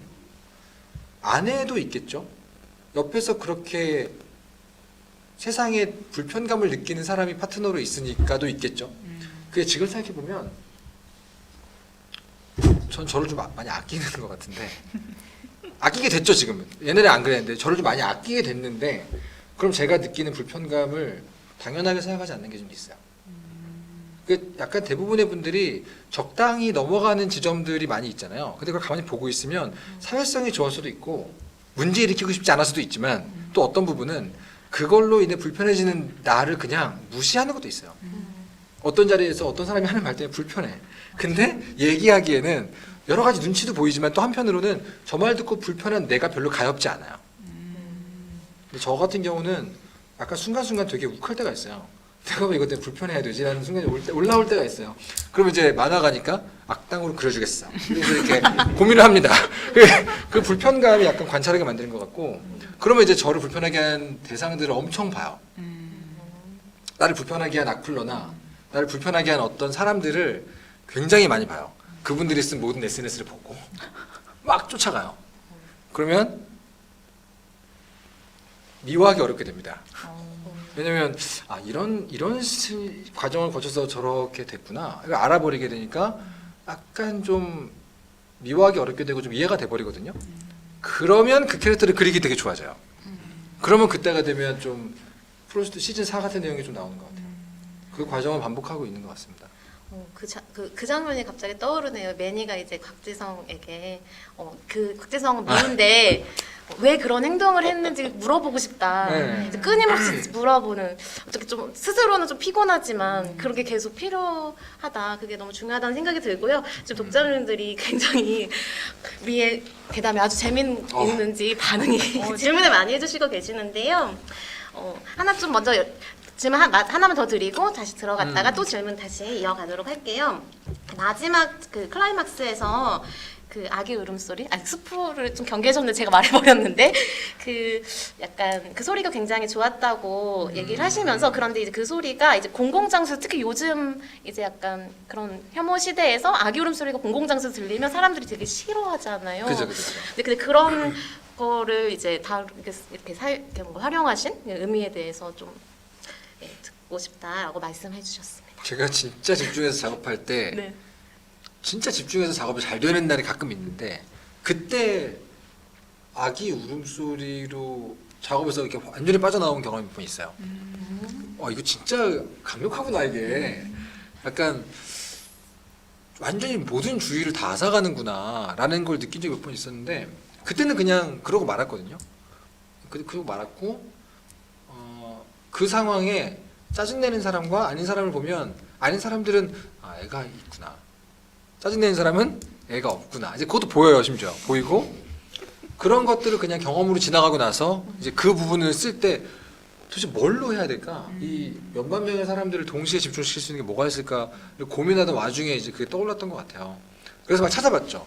논문을 찾아봤어요. 실제로 본능적으로 사람의 주의를 가장 잡아끄는 소리는 뭐가 있을까? 왠지 여기에 신상아의 울음소리가 있을 것만 같아. 있어줘 제발. 이러면서 찾았는데 논문을 못 찾았고, 심리학 그 자문님들께 여쭤봤더니 일리 있고 그런 학설이 실제로 있다라고 하셔서 그러면은 이렇게 주장하는 심리학자가 작품 속에 등장해도 이상하지 않겠구나. 그래가지고 썼던 것 같아요. 맞아요. 저 댓글에서도 본 것 같은데 그 칠드런 오브 맨이라는 영화에서 그게 되게 중요하게 나와서 너무 멋지죠. 저는 총을 쏘다가 아기 그 울음소리를 장면에서 멈추는 그 죽이기 위해 존재하고 있는 사람들, 즉 군인이죠. 그 사이를 레드카펫처럼 아이가 딱 나올 때 그 충격을 저도 아직도 잊지 못합니다. 너무 멋진 대꾸인 것 같아요.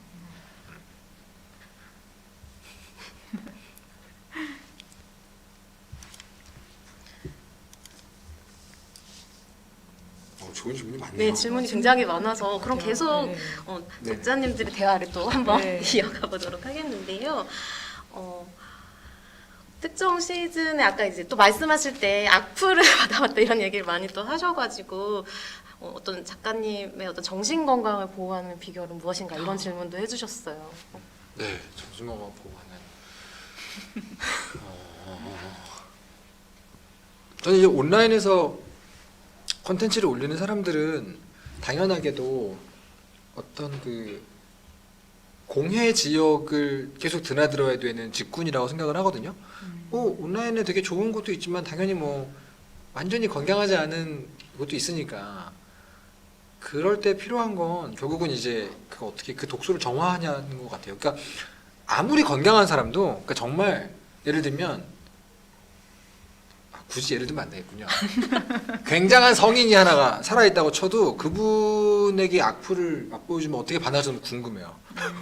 평생 쌓은 돈을 다 잃어버릴 거예요. 그러니까 이건 당연한 거거든요. 그러니까 너무 건강한 정신이라서 악플을 보면서도 나는 괜찮아 라고 생각하는 게 아니고, 그 순간만큼은 누구나 그 독가스 속에 들어가는 거예요. 다만 그나마 방호복을 입고 이 마스크를 쓰고 들어가는 것에 가깝고 그 마스크에 해당하는 게 예를 들면 자기 성찰이나 자기에 대한 자기 이해, 자기애 뭐 이런 거겠죠.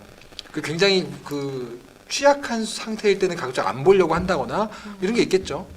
실제로 그 심해 잠수부들도 감기 걸리면 안 들어가잖아요. 그런 거랑 마찬가지거든요. 근데 그걸 하고 나서가 문제예요, 사실.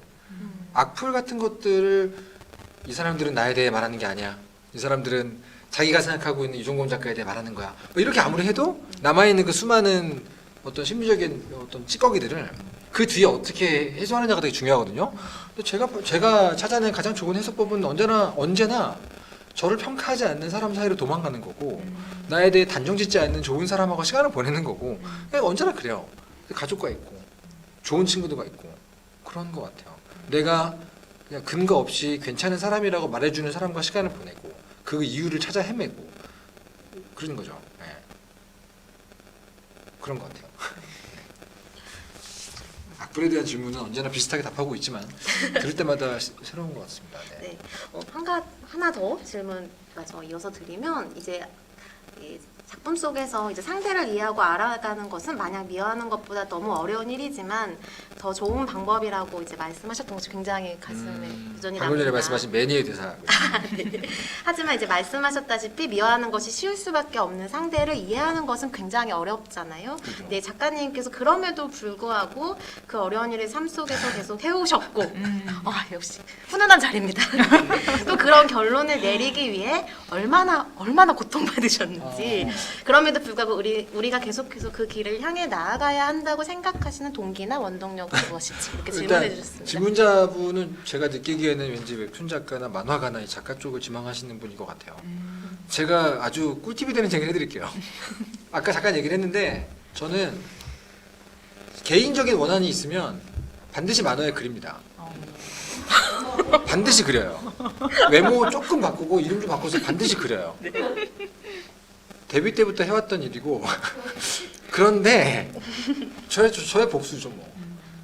근데 문제는 뭐냐면 그 개인적인 원한을 가진 사람을 작품 속에 등장시키기 위해서 노력을 하면 할수록 그 사람을 철저하게 알면 잘 그려진다는 걸 배웠거든요. 그래서 아까 말씀드렸던 건데 훌륭한 복수를 위해 시작했던 그 사람에 대한 조사가 나를 그 사람에 대한 이해로 이끄는 경우가 되게 많아요. 어떤 궤적을 거쳐서 그런 인간이 되었는가를 알려주는 경우가 되게 많아요. 그게 결과적으로 반복되다 보니까 이게 저 사람 미워할 때가 훨씬 편했는데 미워하지 못하게 되니까 되게 불편하네. 미워하고 싶다 이렇게 되거든요. 왜냐면 미움이란 감정은 진짜 좋은 방어막이에요. 미움은 아주 좋은 마취제고 아주 안전하게 만들어주는 그 갑옷이지만 그 갑옷 안에서만 살게 만들거든요. 되게 부자연스럽게 만들고 자유를 다 뺏어가요. 물론 저도 지금도 미워하는 사람 많이 있지만 적어도 그렇게 이 사람이 무슨 경험을 해서 어떤 과정을 거쳐서 이렇게 변해왔는지 아니면 원래 그랬는지 뭐 등등등을 막 파헤치다 보면 미워하지 못하게 되는 불편함은 있지만 되게 자유로워지는 건 있거든요. 그리고 그 결과 작품 속에서 그 사람을 꽤 그럴싸하게 그려낼 수 있다는 덤도 있어요. 작가는 작가적인 필요로 그렇게 하면 되고 작가적인 필요로 일이니까 그렇게 해보시면 꽤 효과가 좋다는 걸 아실 수 있을 겁니다. 네. 취재를 해보는 게 도움이 됩니다. 약간 자기 객관화 과정으로 가는 것 같기도 하네요. 취재를 하면서 또 뭔가 보게 되는 그렇죠. 것 같기도 하고. 자기 객관화에도 도움이 되죠. 왜냐하면 그 끝에 가면 내가 이 사람에게 주로 열받았던 순간들이 드러나잖아요. 대부분이 내가 갖고 있는 문제들이 많아요. 동족 혐오가 진짜 많아요. 나하고 전혀 다른 종류의 이상한 사람을 만나면 미워하지 않고 피합니다. 근데 내가 너무 싫어하는 내 모습을 갖고 있어. 그러면 갑자기 확 올라오거든요. 그래서 이제 부모님들이 아이한테 제대로 훈육하다가 갑자기 화를 낼 때가 있어서 이렇게 물어보면 너무 꼴보기 싫은 내 모습이 보일 때 화를 낸다는 거예요. 그래서 아 이건 본능이구나. 그래서 자기 객관화에 도움이 되는 순간들이 좀 있어요. 네. 그렇습니다. 절대 제가 무슨 인성이 좋아서 그런 게 아니에요. 직업적인 필요로 시작했는데 얻어 걸리는 케이스가 많습니다. 아무래도 이종범 작가님은 자료조사형 웹툰 작가. 뭐 그죠? 말해도 네. 틀리지 않을 만큼 굉장히 자료조사에 성실하신 분이고 있고 또 뭔가를 그리고자 할 때 재현하고자 하는 대상을 정말 열심히 공부하시고 네, 뭐 명암을 모두 이제 확인한 후에야 작업에 들어가시는 게 아닌가라는 생각도 하게 되는데요. 아마도 아까 말씀하신 그 기술에 대한 부분도 작가님이 직접 또 기술에 굉장히 관심이 많으시잖아요. 이번에 NFT 맞나요? 네. NFT로 네, 그 기념품을 발행하기 네, 하셨고 네, 네, 네. 또 그 웹툰 속에서 스크롤하는 거에 따라서 음악이 이제 플레이되도록 하는 기술도 호랑 작가님께 배우셨죠. 맞아요. 네, 그렇게 해서 접목을 하셨고 네, 또 다른 게 있었는데 스케치업도 네, 활용을 네, 하시고 네. 네, 그런 식으로 굉장히 기술을 빨리 활용하시고 공부하시고 그러다 보니까 기술에 대한 어떤 명암 모두를 작품에 녹여낼 수 있으니까 그렇게 활용하실 수 있는 게 아닌가 하는 생각이 들었고요. 또 네, 연결해서 그러면 또 이제 이게 알면 알수록 아까 그 얘기도 기억이 나는데 싫어하는 대상을 알면 알수록 좋은 뭐 이 사람한테 이해하게 되고 여러 측면을 보게 되다 보면 뭐 좋아하는 데까지 가진 않아요. 좋아하는 데까지 가면 정말 성인이고요. 네. 그냥 뭐 그렇게 밉진 않다 정도. 네네네. 그래서 그 알면 알수록이라는 부분에 좀 집중하다 보니까 네. 아무래도 작가님이 가장 잘 아는 중고 집단이라고 하면은 웹툰 작가 그리고 네. 웹툰이라는 제도죠. 기술이자 미디어이자 제도 그리고 웹툰 플랫폼도 잘 아실 것 같고 네. 그러다 보니까 이제 웹툰을 둘러싼 여러 가지 것들에서도 명암을 또 어느 정도는 어느 정도가 아니고 좀 굉장히 잘 알고 계실 네. 것 같아요. 특히 이제 10년 동안 연재하시면서 그게 어떻게 변화해 왔는지도 상당히 많이 포착을 하고 계실 것 같은데 이걸 혐오와 관련해 가지고 네. 좀 공시적으로 또 다시적으로 뭐 너무 재미있는 주제예요. 말씀해 주실 수 있지 않을까? 네네네. 생각했습니다. 제가 이제 조익상님하고도 대화를 많이 나눠봤던 게 실시간 오디오용 플랫폼 네. 이었잖아요. 클럽하우스였죠. 클럽하우스였잖아요. 클럽하우스에서 재확인했던 것과 웹툰 작가 커뮤니티를 15년 가까이 보면서 체험했던 것과 이 모든 게 진짜 저에게 너무 큰 도움이 됐던 게 혐오의 탄생, 커뮤니티의 분화 이런 모든 것들의 주제에 걸쳐 있는 현상들이 많아요. 작은 집단일 때 느끼는 중요한 구심점은 동질감, 소속감, 연대감 이런 거라면 이게 커지는 과정에서 어느 지점에서 첫 균열이 벌어질까? 어느 지점에서 사람들은 반목하기 시작할까? 흔히 우리가 얘기하는 되게 독성을 띤 행동. 이 커뮤니티 자체만 놓고 보면 되게 약간 독성이 있는 어떤 사람, 어떤 습성 이런 게 어떤 식으로 나올까? 이 모든 것들을 실시간으로 관찰할 수 있는 기회가 그 두 개거든요. 클럽하우스에서도 많이 느끼지만 웹툰 작가 초반부에는 어떤 거대한 외부의 적 같은 느낌도 있고 그리고 결핍으로 가득한 사람들, 동질감, 비슷한 종류의 목표 뭐 이런 것들이 모두를 묶어줘요. 묶어주는데 사람이 늘어나고 웹툰이 잘 되고 커뮤니티가 커지고 분화되다 보면 그때부터는 웹툰 기술이 방해를 했어요. 자주 벌어지는 일입니다. 네. 예. 이게 실시간의 묘미죠. 이게 자주 벌어지는 일이에요. 저도 맨날 그래요. 이 분화가 되면서 웹툰 작가라는 말로는 그 무엇도 설명할 수 없는 집단으로 변합니다. 저는 그게 대부분이라고 봐요. 예를 들어서 대학원생이라는 말은 사실 아무것도 표현하고 있지 않아요. 고통받는 자라는 거 외에 아무것도 표현하고 있지 않아요. 뭐 석사, 박사, 교수 모든 우리가 알고 있는 어떤 직군은 이제 더 이상 그 사람에 대해 아무것도 표현하고 있지 않아요. 뭘로 돈을 버느냐에 대해 아주 큰 바운더리만 보여주고 있거든요. 근데 처음엔 안 그랬을 거예요. 처음에는 아주 좁은 영역에서 그걸 연구하고 있는 소수의 학자들끼리 서로의 존재를 확인하는 용어였을 거란 말이에요. 근데 웹툰 작가도 마찬가지입니다. 우리는 어떤 걸 하고 있는 사람들이고 뭘 위해 존재한다라는 공통된 감각이 있었다면 지금은 전혀 없다고 보시는 게 맞고 지금은 100명의 웹툰 작가가 있다면 그냥 100개의 전혀 다른 존재들이 있는 거고요. 그렇습니다. 악플 경험으로 힘든다 정도의 비슷한 경험들은 다 있겠지만 그건 대한민국의 남자들이 군대 얘기를 남긴 것만큼 아주 느슨한 공통점이고요. 그 외에는 거의 없다고 보시는 게 맞는 것 같아요. 그래서 저는 약간 자기소개할 때마다 항상 고민해요. 나를 표현하는 말들이 나를 설명하고 있지 못한 경우가 많기 때문에 웹툰 작가 이종범입니다라고 하면 별로 설명이 안 되거든요. 그래서 그게 저의 어떤 재미있는 요즘의 생각들이에요. 그걸 질문하신 게 맞다면. 야, 네. 네. 그 확실히 그 공통점보다 차이가 더 많아지는 순간이 어느 순간에 도래하게 되는 것 그렇죠. 같습니다. 그렇죠. 네. 그 예로 뭐 이렇게 얘기하면은 조금 안타까운 얘기가 될 수도 있겠지만 작가님의 닥터 프로스트처럼 혐오에 대항하는 혹은 혐오의 어떤 빛을 그걸 해결할 수 있는 어떤 해결책을 던져주는 작품도 있는가 하면 네. 사실 작품 그 자체가 거의 혐오 언성에 가깝다고 이해될 만한 작품도 있잖아요. 그렇죠, 그렇죠, 네. 그렇죠. 그래서 제가 질문하고자 했던 걸 조금 더 연결하자면은 그런 것 같아요. 하나의 준거 집단 혹은 하나의 제도 안에서 이렇게 극과 극의 어떤 작품들이 등장하기도 하는 이런 현상을 지켜보시면서 네, 또 네. 어떤 생각을 하시게 되실지 와. 또 이걸 어떻게 하면 좀 풀어나갈 수 있을까 뭐 이런 네. 뭐 만화를 정말 저는 좋아하잖아요. 그렇죠, 그렇죠, 근데 그렇죠. 이게 잘못 나갈 수도 있다는 걸 우리가 아니까 그렇죠, 그렇죠. 그 부분에 대해서 고민을 하실 것 같습니다. 하고요. 동료 작가나 동료 작가의 작업물에 대해서 제가 뭔가 평가를 내리는 방식으로 말하지 않게 질문을 주셔서 너무 감사드립니다. 왜냐면 그런 얘기가 나오는 작품이 항상 보여요. 특정한 작품이 올라오면 이슈가 되고 그 이슈가 된 내용을 보면 비슷한 방식의 비판들을 받고 있어요. 저도 봅니다. 보고 나면 1차적으로는 비슷한 느낌이 들어요. 그리고 반드시 저의 그 느낌의 근거를 계속 고민하게 된단 말이죠. 그걸 반복하다 보면 사실은 판단을 계속 유예하게 되고 미루게 되는 게 좀 있어요.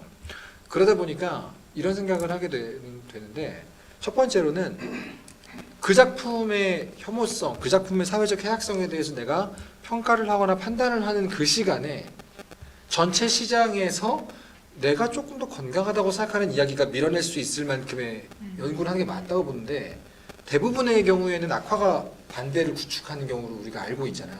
그거에 대항하는 게 전 정치라고 보거든요. 정치를 되게 넓게 해석하는 거죠. 그 실질적으로 문화 권력을 좀 더 큰 영향력을 행사하고 싶은 사람들이 시장에서 더 많은 지분을 가져가기 위해서 노력하는 것.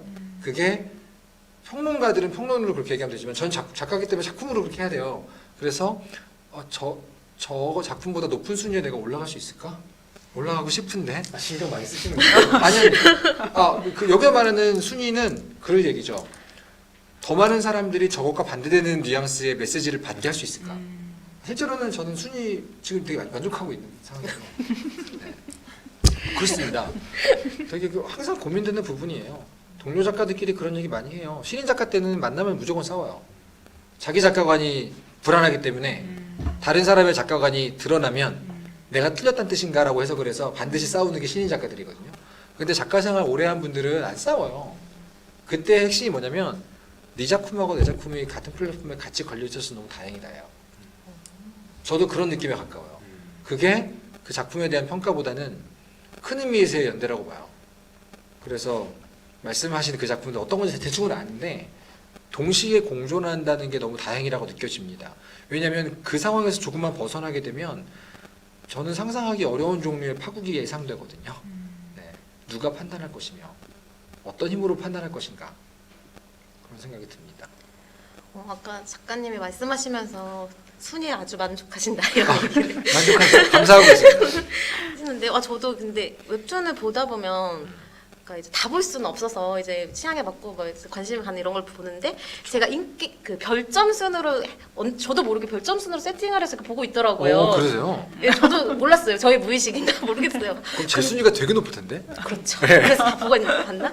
근데 이제 어느 날 문득 제 이제 어떤 친척의 어떤 좀 어린 친구가 뭘 보냐고 물어보니까 제가 보는 거랑 하나도 안 겹치는 거예요. 네, 그래서 그럴 수 있어요. 너무 궁금해서 인기 순으로 바꿨거든요. 그럼 제가 또- 보는 게 다 밑에 있는 거예요. 맞아요, 맞아요. 그것을 딱 보면서 예전에는 안 그랬던 것 같은데 저 웹툰을 쭉 처음부터 이렇게 막 계속 보다 보니까 어느 순간부터 인기 있는 걸 내가 안 보고 있거나 이런 생각이 드는 거예요. 그래서 웹툰이라는 장르가 독자가 되게 중요하기도 하잖아요. 이제 어떤 독자가 많이 보고 그래야 이제 어떤 더 담론이 이제 더 이렇게 퍼져나갈 수 있는 그런 점도 있는데 그 작가님이 어떤 만족한다고 하셨지만 실현사가 조금 이제 어떤 독자가 조금 적었다라고 혹시 생각이 드신다면 그게 어떤 작가님 어떤 만족은 하시지만 어떤 플랫폼의 변화라든지 뭐 독자의 변화 뭐 이런 것들과 좀 연관해서 뭐 생각하게 되시는 그런 지점은 또 없는지. 많아요. 네. 실제로 이거는 웹툰에 국한된 게 아니고요. 영상 매체를 비롯해서 음악도 그렇고 거의 모든 종류의 대중 매체들에서 공통적으로 벌어지는 현상이라고 보는데 한 번에 씹어서 삼킬 수 있는 단위가 짧아지고요. 끊어지고 더 빠르게 순환되고 거의 모두 그래요.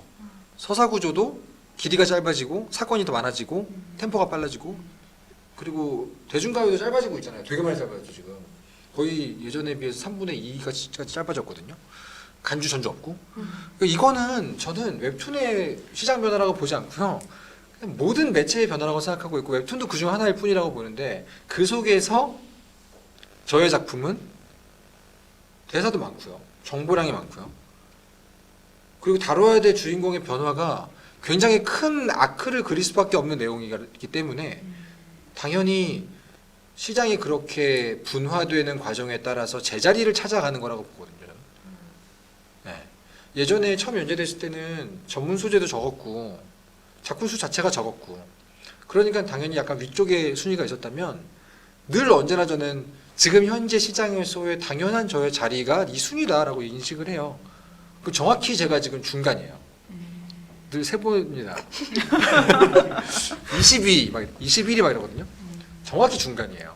지금 완결작으로 옮겨졌으니까 다 모르겠지만 그게 순위가 떨어졌다고 의식하는 게 아니라 지금 이런 종류의 이야기 특성을 지닌 작품이 이 자리로 소비되고 있구나라는 일종의 시그널로 저는 보이는 거죠. 그냥 저보다 더 깊이 있게 그리면 내려갈 수도 있고 뭐 아니면 더 흥미롭게 그리면 올라갈 수도 있고 왔다 갔다 하겠죠. 근데 저는 이제 적당히 진지한 얘기를 적당히 흥미롭게 얘기했나 보다. 그냥 그 정도로 보고 있어요. 그래서 만족한다는 얘기를 한 거고. 그렇죠. 저는 만족이 진짜 안 되는. 더 많이 봐야 되는데. 그럼요. 네. 사실 지금 많은 분들이 공감하시겠지만 조회수는 영향력이라고 맞아요. 생각을 하게 되잖아요. 그럼요. 네. 그러니까 오징어 게임이 지금 이렇게 많이 회자되고 있는 거는 글로벌 조회수가 굉장히 높기 때문인 거잖아요. 그렇죠. 네. 근데 제가 작가님의 작품의 순위와 제가 그닥 높게 평가하지 않는 작품의 순위를 같이 보면서 계속 아쉬웠죠. 아쉬우면서 닥터플스 좀 더 사람들이 많이 봐요. 뭐라고 생각하면서도 그런 저를 이제 생각을 보면서 근데 이렇게 생각하는 이제 전제는 사실 조회수를 곧바로 영향력으로 생각하면서 조회수만을 영향력으로 생각하는 그 과정이 또 있더라고요. 근데 영향력은 사실 조회수도 굉장히 눈에 띄는 부분이긴 하지만 다른 것도 있잖아요. 그러니까 작품을 깊이 읽게 만드는 그죠. 흡입력이라든지 작품을 읽은 독자가 한 번 더 되새김질을 하면서 생각하고 성찰하고 또 영향을 받고 하는 부분들. 제가 작품에서 굉장히 좋았던 부분인데 프로스트가 계속 그 말이 되새긴다고 말씀드렸잖아요. 자신의 그림자를 직시하며 앞으로 나아가는 것. 그렇게 이정표 삼을 수 있는 구절 혹은 어떤 장면들이 있을 때 그것의 영향력은 숫자로 표현될 수 있는 거죠. 웹툰 작가는 자신의 순위를 늘 직시하면서 걸어가야 돼요. 진짜가 아니야. 근데 이게 웹툰 작가들 사이의 밸런스 게임이에요. 뭐 1000만 명의 스낵이 되고 싶어 아니면 뭐 한 500명의 인생작이 되고 싶어. 이거 진짜 답하기 어렵거든요. 그래서 저도 아직도 모르겠어요. 그런데 제 작품의 댓글들의 특징은 뭐냐면 댓글들에 대한 평이 되게 좋아요. 작품 댓글은 참 읽기 좋아 이런 거 되게 많아요. 뭐 이렇게 욕도 별로 없고 물론 그건 순위가 낮을수록 깔끔하긴 해요 댓글이. 근데 뭐가 있냐면 저에게 오는 메일이나 댓글 내용들이 자기 얘기를 되게 많이 하시거든요. 그러니까 저는 제가 생각하는 좋은 작품의 척도 중에 뭐가 있냐면 독자에게 자기 얘기를 하게 만드는 작품이 좋은 작품의 한 가지 기준이라고 보는데 감사하게도 제 댓글 중엔 자기 얘기를 되게 많이들 쓰시고 즐거웠어요, 재밌었어요, 남봉이 속눈썹 좋아요가 아니라 메일에다가 부모와의 이야기를 쓴 에피소드 끝나고 나면 자기 부모와의 얘기를 엄청 길게 쓴다거나가 되게 많아요. 그걸 보고 있으면 아, 내가 원하는 원치 않던 밸런스 게임이 어느 한쪽 방향으로 난 가고 있구나. 난 그리고 그래서 만족한다. 그런 생각을 하는 거죠. 그래서 거듭 말하지만 만족하고 있습니다. 아니요, 정말 만족해야 될 것 같은 게요. 여기 또 남겨주셨는데 교육부 선정 필독 웹툰으로 지정해야 된다는 와. 말씀도 해주시고 필독도서 목록을 다 아시지 않나요? 굉장히 이제 바뀌어야 말을 된다. 아끼도록 하겠습니다. 순위가 또 더 높았으면 하는 그런 욕심이 있다고 하시니까. 네. 그렇죠. 그래서 감사합니다. 저는 조회수 말고 다른 영향력 벡터로서의 그 깊이 혹은 뭐 이정표로 세울 만큼의 인생작 네, 인생작 지수 뭐 이런 게 지수 웹툰 플랫폼 있으면 재밌겠네요. 오, 재밌겠다. 네, 인생작 그런 지수. 팩터를 얘기하고 싶었던 부분이고요. 그리고 그게 영향력이라면 혹시 작가님 실례가 되지 않는다면 전에 저기 그 다른 유튜브에서 처음 네. 얘기하셨던 그 심리 부검과 네, 네, 관련된 메일 에피소드 좀 들려주실 수 있어요? 그 얘기요. 네. 제가 시즌 2 때 심리부검에 대한 에피소드를 그린 적이 있습니다. 여기 계신 분들은 다 아실 것 같아가지고 심리부검이라는 게 뭐냐면 그 당시에는 한국에 막 도입됐던 때였고 아직 이제 알려지지는 않았을 때인데 어떤 사람이 자살이라는 안 좋은 선택을 했을 때 항상 걱정하는 건 그 사람 주변에 가까운 사람들이 동조 자살을 하거나 뭐 남겨진 사람들이 심리적으로 내상을 입는 것 그게 되게 문제가 되기 때문에 심리부검이라는 걸 해요. 심리부검은 말 그대로 시체를 부검하듯이 그 자살한 사람의 과거 행적 기록들을 모두 다 쫓아가면서 어떻게 이런 선택까지 갔는지를 파헤치는 게 심리부검인데 그것을 소재로 삼은 에피소드가 딱 1화가 올라갔을 때 왔던 메일이 몇 개가 있었어요. 그 메일 몇 개가 다 어떤 내용이었냐면 조금씩 그 표현은 달랐지만 저 아직도 그 날을 잊지 못하는데 아주 구체적으로 그 자살을 계획하고 있는데 이 에피소드가 자살에 대한 얘기인 것 같은데 에피소드 결말을 보고 결정하려고 그런다. 라는 메일을 이제 받았단 말이에요. 그날을 제가 아직도 기억을 해요. 너무 무섭잖아요, 사실. 그게 그 에피소드 끝나고 이제 좀 이따가 어떻게 되는지 말씀드리겠지만 그래서 저는 뭐 무섭지만 어쩔 수 없으니까 연재를 쭉 했어요. 원래 생각한 대로 했어요. 제 안에 숨어있는 소시오패스성을 계속 꺼내면서 내 일이 아니야. 어쩔 수 없어. 막 이러면서 연재를 끝냈는데 그때 메일 보냈던 사람들 플러스 한 두세 명 정도가 더 완결하고 메일을 보내준 게 그 결말 엔딩을 보고 나서 조금 더 뭐 어떻게든 살아보기로 했다 그런 내용들이었어요. 그 결말은 좋습니다. 해피엔딩인데 그 경험을 하기 전에 저하고 그 후에 저는 좀 다른 사람이 됐죠. 왜냐면 순위가 떨어졌고 댓글이 뭐 적고 뭐 작가는 작품이 재미가 없어요. 이런 얘기는 저한테 아무 데미지가 없어요. 작가는 작품을 보고 사람이 죽었어요 보다 훨씬 낫거든요. 그런 경험이 있었어요. 예. 약간 좀 어느 부분 되게 초연해진 게 있었어요. 그 이후로 순위가 떨어지면 누가 죽진 않았겠지? 이런 생각을 해보기도 하고. 아니 그 어떤 사람이 만화의 결말을 보고 죽을지 살지를 결정합니까? 지금 생각하니까 열받네. 나한테 그랬을까요? 근데 그게 아무튼 뭔가를 전했다는 느낌은 받았죠. 내가 뭔가를 전하고 있다. 그게 내 눈에는 성에 안 차도 누군가가 받아가고 있다면 뭐 그걸로 된 거 아닐까? 이런 생각을 하고 원고료 받을 가치가 있나 보지 이런 생각을 하게 됐죠. 김창규 기자의 대사가 떠오르네요. 기레기가 돼도 사람은 죽이지 않는 거 아니냐. 그렇죠. 예, 그렇죠. 그게 생각이 나는 것 같아요. 그렇죠. 예. 이게 이거를 제가 유튜브에서 들었을 때 그때 처음 말씀하시는 거라고 하셨는데 말씀하실 때 약간 그 울컥 같은 게 살짝 보였거든요. 그래서 울컥이 그 분노 쪽의 울컥. 나한테 왜 그랬을까?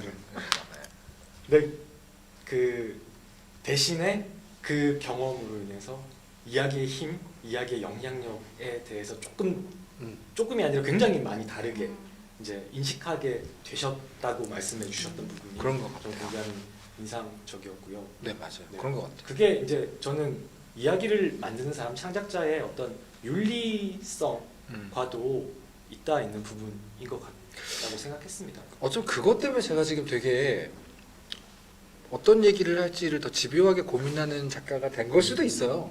훌륭하게 해나갔다 생각은 안 드는데 그 경험이 좀 컸던 것 같아요. 왜냐면 어떤 사람들은 백이라는 만화 아시잖아요. 백. 네. 그 밴드 만화. 백이라는 만화가 음악 만화 밴드 만화인데 거기 나오는 그 치바라는 주인공이 학교에서 맨날 막 맞고 다니고 할 때 한 곡의 음악이 자기가 자살하는 걸 막아줬다고 얘기를 하거든요. 저는 그런 종류의 작품들을 많이 알아요. 어떤 소설 하나, 음악 하나 이런 게 어떤 어느 정도로 큰 힘을 이렇게 발휘하는지 알아요. 아는데 내가 그 창작자가 될 거라 생각은 안 해봤어요. 그러니까 이제 내가 손에 들고 있는 게 예전에는 그냥 웹툰 일종의 어떤 장난감 같은 느낌? 웹툰 재밌네. 웹툰 그리니까 좋다. 근데 그 순간 이제 내가 손에 들고 봤는데 어이구 이게 뭐야? 뭐 사람이 죽을 수도 있는 거였어? 뭐 이렇게 되는 거야. 그러니까 다시 보이는 게 있어요. 아 내가 들고 있는 게 진짜 무서운 거구나 이게. 그걸 알게 해준 경험이니까. 그렇죠. 웹툰의 영향력이나 어떤 독자와의 관계, 소통 이런 문제에 대해서 생각해보는 지점들을 계속 얘기가 네. 이루어지는 것 같아요. 네. 예.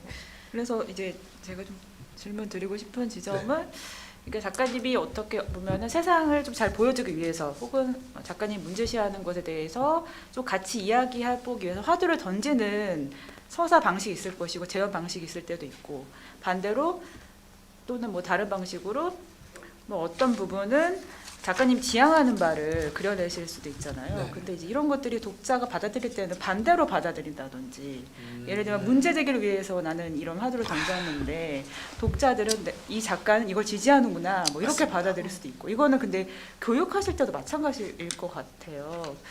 네, 그래서 이제 이런 것과 관련해서 더 많은 이야기를 해주실 수 있지 않을까. 그렇죠. 어떤 문제에 대해 얘기하려면 그게 문제다라는 얘기부터 시작을 해야 되는데 그 문장 이후를 듣지 않는 분들이 많죠. 그렇죠. 네. 그리고 이해와 동의는 다르잖아요. 자세히 얘기하려면 이해부터 해야 되는데 식당에서 밥을 먹다가 뉴스에서 어떤 범죄자 얘기가 나왔는데 그 사람을 이해한다는 말을 하면 엄청 욕을 먹겠죠. 그 사람에게 동의한다는 게 아닌데도 불구하고. 그러니까 우리나라에 많은 분들은 아니 지구에 많은 사람들은 현생 인류는 기본적으로 이해와 동의를 되게 혼용해서 쓰는 경우가 많다고 저는 생각을 해요.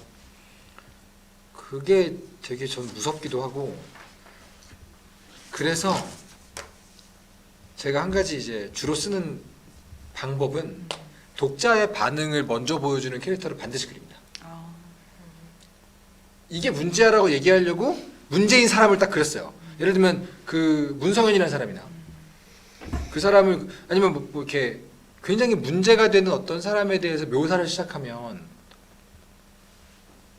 그 사람이 조금만 멋있게 그려줘도 굉장히 욕을 먹게 되는데 그러면 저는 항상 작품 안에 그 독자들이 할 욕을 실제로 대사로 치는 인물로 등장시키거든요.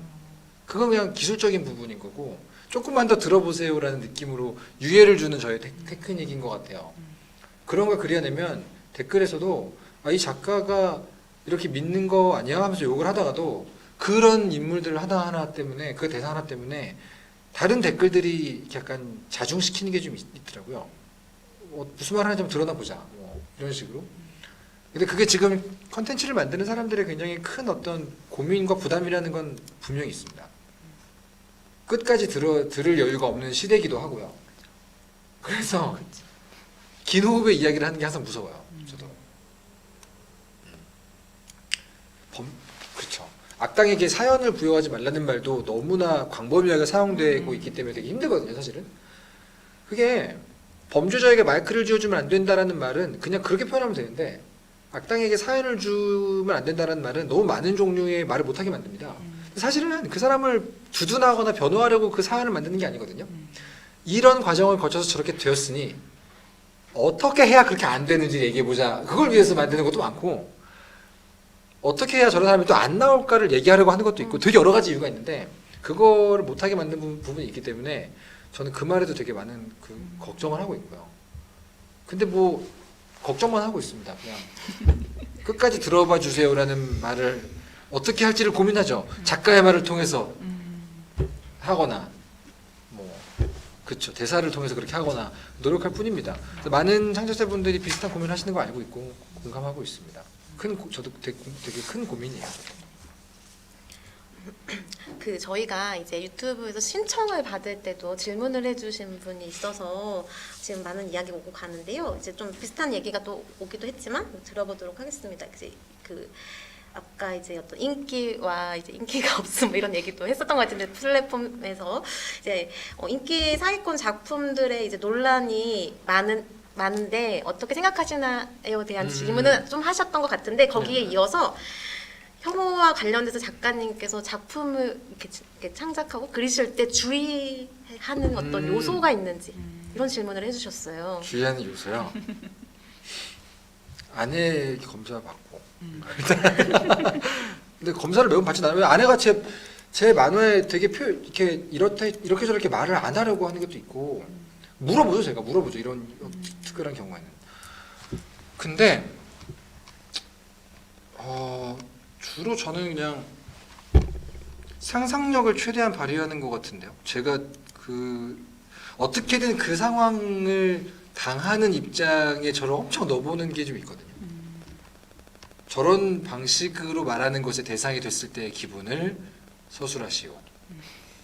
저런 대우를 받았을 때 느낄 만한 기분을 자세히 정리해 보시오. 이거를 참 많이 하는 것 같아요. 근데 한계가 항상 있습니다. 그러니까 이런 질문을 받으면 되게 부담스러워요. 걱정돼요. 왜냐면 이러다가 저 항상 삐끗해가지고 잘못 대사 쓰고 잘못 연출하면 어떻게 하실라 그래요. 그럴 수도 있습니다. 그래서 이런 생각이 들죠. 근데 이제 결국은 자기 의심을 계속하는 것이 유일한 방법이 아닌가 생각이 들고요. 네. 그리고 인기가 많은 작품들이 논란이 많다고 말씀하시는 분들이 많은데 인기가 많은 이유는 뭘까요? 많은 사람들이 봐주기 때문입니다.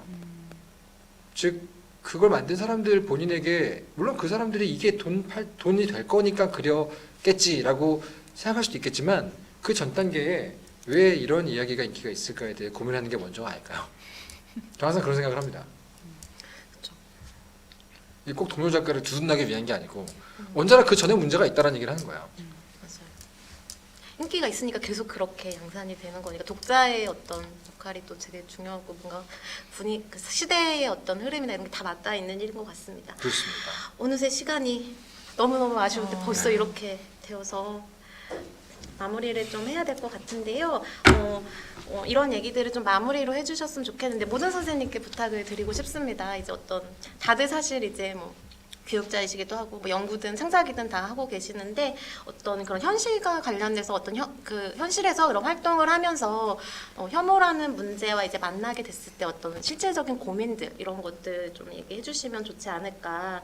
또 작가님도 그 만화를 그리기도 하지만 교육도 하시잖아요. 그래서 네. 그런 것들 그리고 이제 선생님들도 이제 교육자이기도 하고 연구도 하시면서 들었던 어떤 혐오에 대한 어떤 정말 현실적인 고민들 이런 것들과 이제 더불어서 이제 닥터 프로스트를 너무나 다 좋아하는 사람들이 모였지만 오늘 대담 이후에 내가 또 이것이 아주 중요하다 이렇게 막 이렇게 남는 어떤 인상을 짧게 말씀해 주시면 어떨까 싶습니다. 네. 어떻게 누구부터 할까요? 제가 그럼 빨리 해서 제 말은 중요하지 않을 것 같으니까. 아닙니다, 선생님. 저 같은 경우에는 이제 또 이렇게 뭐 감수성의 문제, 정치적 올바름의 문제, 또 인문학 강의하다 보면은 또 여러 가지 소재가 있고 막 시대의 맥락도 다르고 막 저는 동문학 전공인데 독일 소설 같은 경우에는 좀 참기 힘든 부분들이 좀 많이 있는 참기 힘들다는 걸 다각적으로 해석해 주시기를 바랍니다.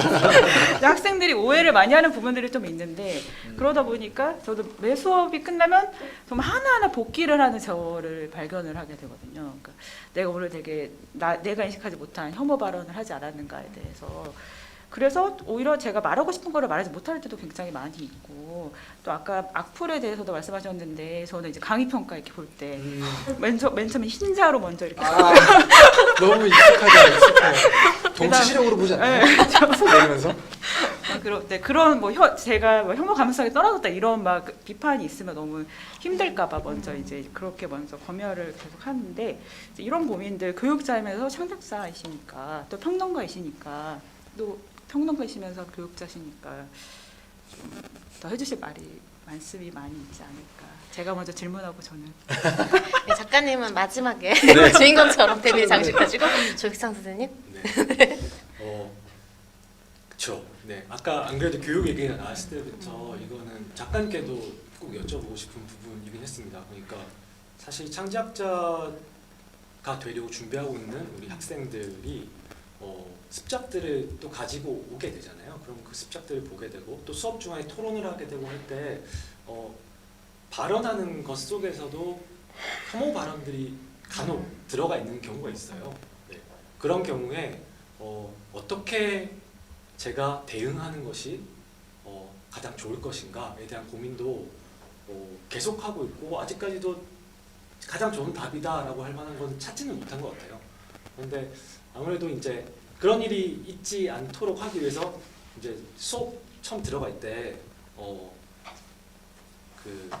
특히 제가 이제 만화 개론 같은 수업을 할 때는 데스카 소무 같은 일본의 만화신 얘기를 또 하지 않을 수가 없고 그 데스카 소무 얘기를 할 때는 꼭 이거를 넣긴 하죠. 제가 안 그래도 까먹을까봐 검색을 해줬었는데 네. 뭐 작가님은 당연히 아실 거라고 생각하지만 그 만화를 그릴 때 이것만은 반드시 지켜야 하는 것이 있다. 그것은 유명한 기본적인 인권이다. 그렇죠. 네. 라고 하면서 기본적인 인권만 절대로 건드려서는 안 된다. 전쟁이나 재해 희생자를 누리는 것, 특정 직업을 깔보는 것, 민족이나 국민 그리고 대중을 바보로 만드는 것 이것들은 절대로 해서는 안 된다라는 식으로 라는 말씀을 데즈카 오사무 돌아가셨죠. 네. 만화신께서 만신께서 해주셨습니다. 네. 그리고 그거를 학생들에게 시험 문제는 물론 안 내립니다만 상당히 강조를 해서 얘기를 하고 그거를 이제 평소에 작가 생활 작가가 되기 위해 준비하는 과정에서도 좀 수양을 쌓아 나갔으면 하는 그런 이제 요청을 하긴 하죠. 그게 일단은 제가 현재로서는 하고 있는 방식이고 네. 그리고 그러면서도 계속 어려운 문제구나라고 생각을 하고 있고요. 그래서 이제 이정모 작가님께 꼭 여쭤보고 싶어요. 이정모 교수님께 꼭 여쭤보고 싶습니다. 어떻게 하시는지. 작가님 생각하고 계세요? 저 짧게 네. 얘기할게요. 네, 네. 생각할 시간을 더 드리는 겁니다. 네. 저도 이제 아까 전정 선생님이 견디기 어려운 작품들 동문학에 있다는데 저는 한국 소설 전공인데요. 마찬가지예요. 그래서 되게 고민이 많이 들고 학생들과 어떤 텍스트를 읽어야 될지부터 너무 고민이 되는데 이제 그 어떤 경계하고 학생들에게 어떤 걸 함께 하고 싶다라는 말씀 아까 조익성 선생님도 하셨는데 제가 맞는 건 아니고 이제 뭐 정답은 아니지만 저도 좀 그걸 경계하기 위해서 엄청 소설을 뜯어서 읽게 시키는 거예요.